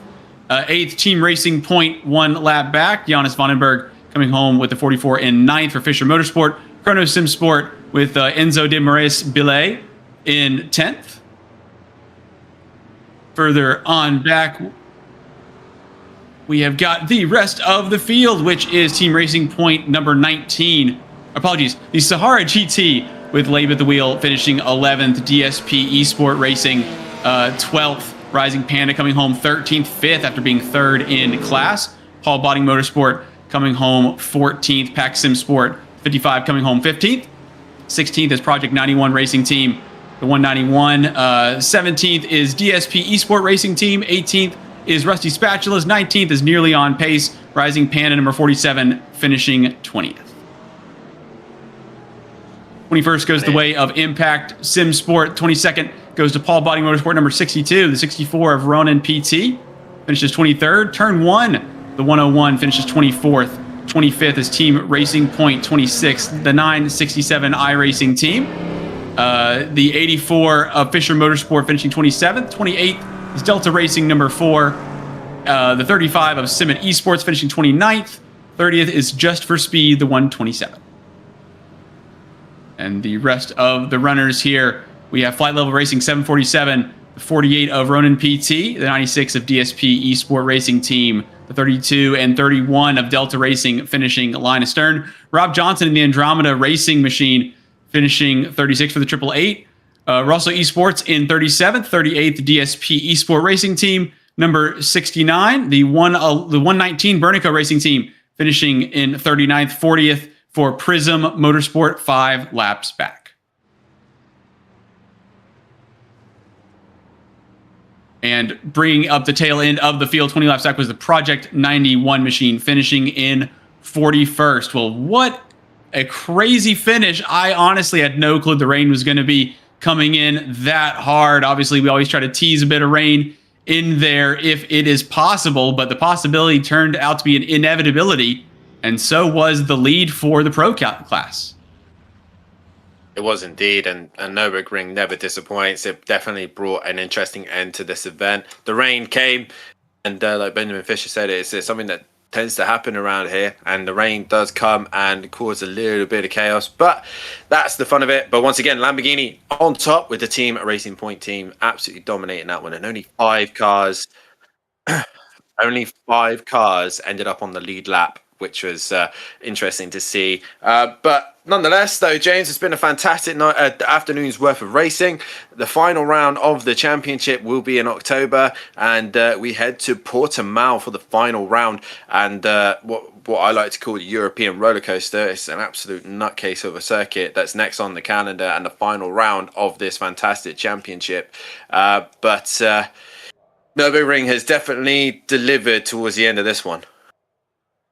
Yeah, absolutely. It really turned into one of those races where it almost didn't really matter, to be honest, which track you're on. It's those kind of changeable conditions that can be very, very tricky. Still trying to see if we can get any of our winners up in the broadcast booth. Working hard on that behind the scenes. But again, it continues to just pour down. So the fans had to stay through all of the rain. So it looks like we might have a couple of drivers making their way on in. So we'll get that to you as soon as we can. But I mean, what a climactic finish in terms of the lead. I think a very well-deserved win for the Lamborghini out in front, who again were able to pit. It was kind of fascinating getting a 1-lap stint to take the wins. We'll go ahead and bring our AM winners into the booth and get to chat about how their race went. It'll be the Paul Botting Motorsport AM, Matt Davies in the 62, bringing.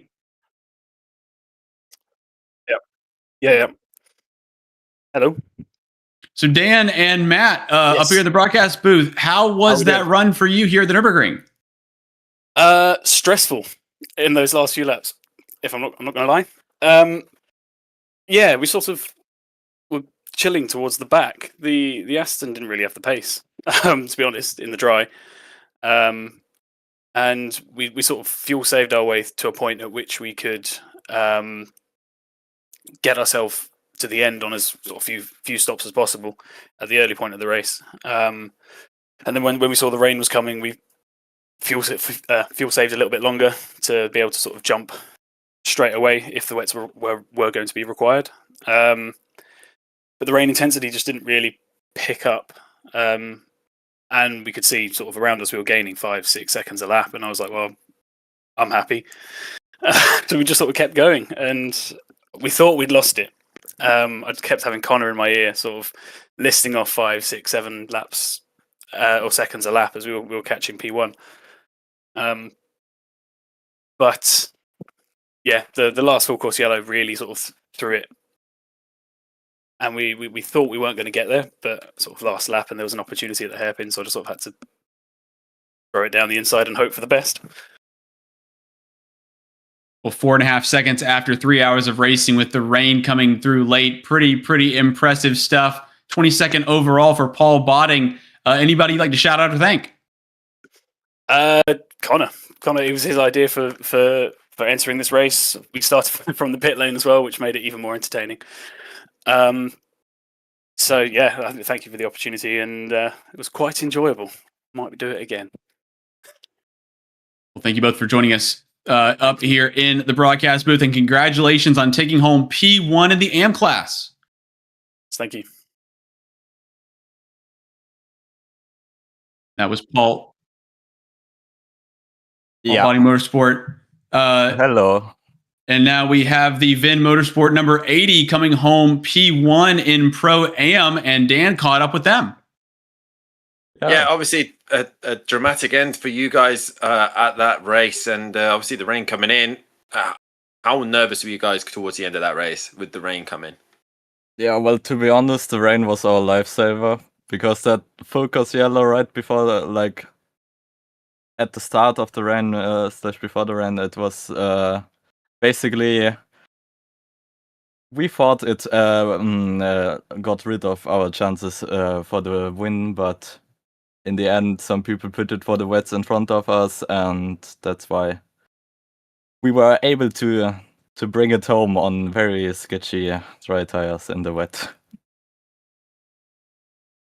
And I bet for yourself, Jan, you're probably sitting there biting your fingernails, hoping that the car stays on track throughout to the end of that race. Yeah, exactly. I myself would not have been able to do that performance that Xavi did in that rain with the dryers. And I was just, please, just keep it on track. Just get it through. I think I was at least as nervous as him. Obviously, a fantastic job in winning your class overall. Is anything or anyone or anything you want to just add towards the end, and a shout out to anyone? Yeah, probably to all the other guys, because it was an absolutely amazing race. You had a bit of a chaotic start, but then it was really fun. It was absolutely fun. And yourself, Yeah. Jan? Yeah, same counts for me. GG's to all the others. Good race. And you will definitely, I think, see us again on the grid pretty soon. Fantastic job, guys, and congratulations on the win of your class and 4th overall as well. It's a fantastic job from you both. Thank you very much. Thank you.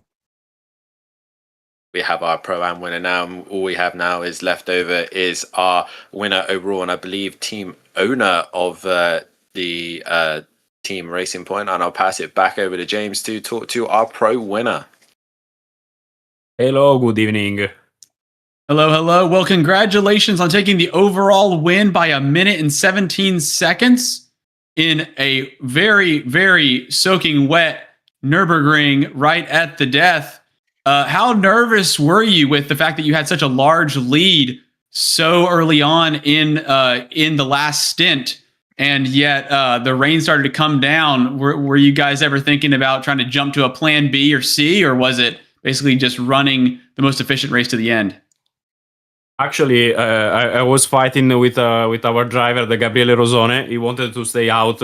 Then I say, man, we have a plenty of time, and then with the focus yellow, please go in, change the tire, bring it at home. We have so much time as advantage.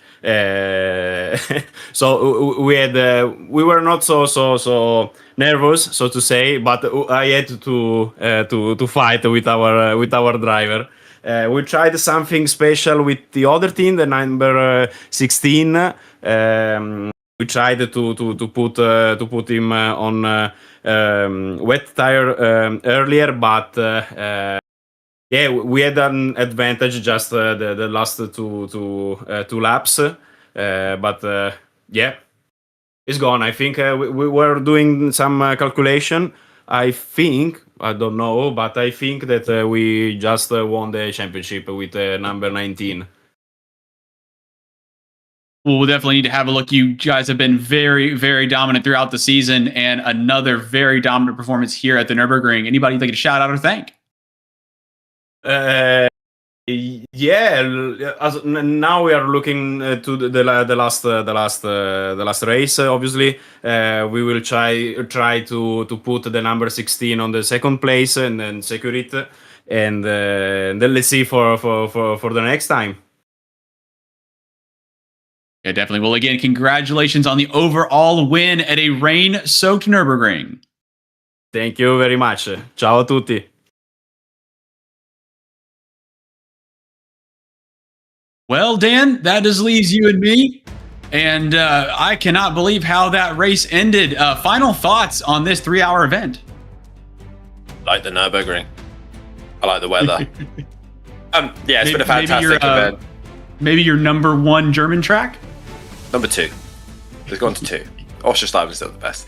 But no, it's been an entertaining race, a fantastic event as well, and the Racing Point guys really showing what they are here to do and absolutely dominate. We're pretty sure that the championship looks like it's going into their hands, whether if it's here today or if it even is at Portimao for the last round. Either way, obviously keep an eye on the socials just to get confirmation of that. But yeah, been a fantastic event. I've thoroughly enjoyed it. I've enjoyed the random chat that we've had, James, and yeah, it's been a good one, and looking forward to Portimao. Yourself? Yeah, absolutely. Just the same. So with that leaves me with just thanking our producer behind the scenes, Howie Burrows, bring you the sights and sounds from the Eiffel Forest. My partner in crime, Dan Davies, here in the broadcast with myself, James Newton. This has been the GT Endurance Cup Europe Round 4. We'll see you next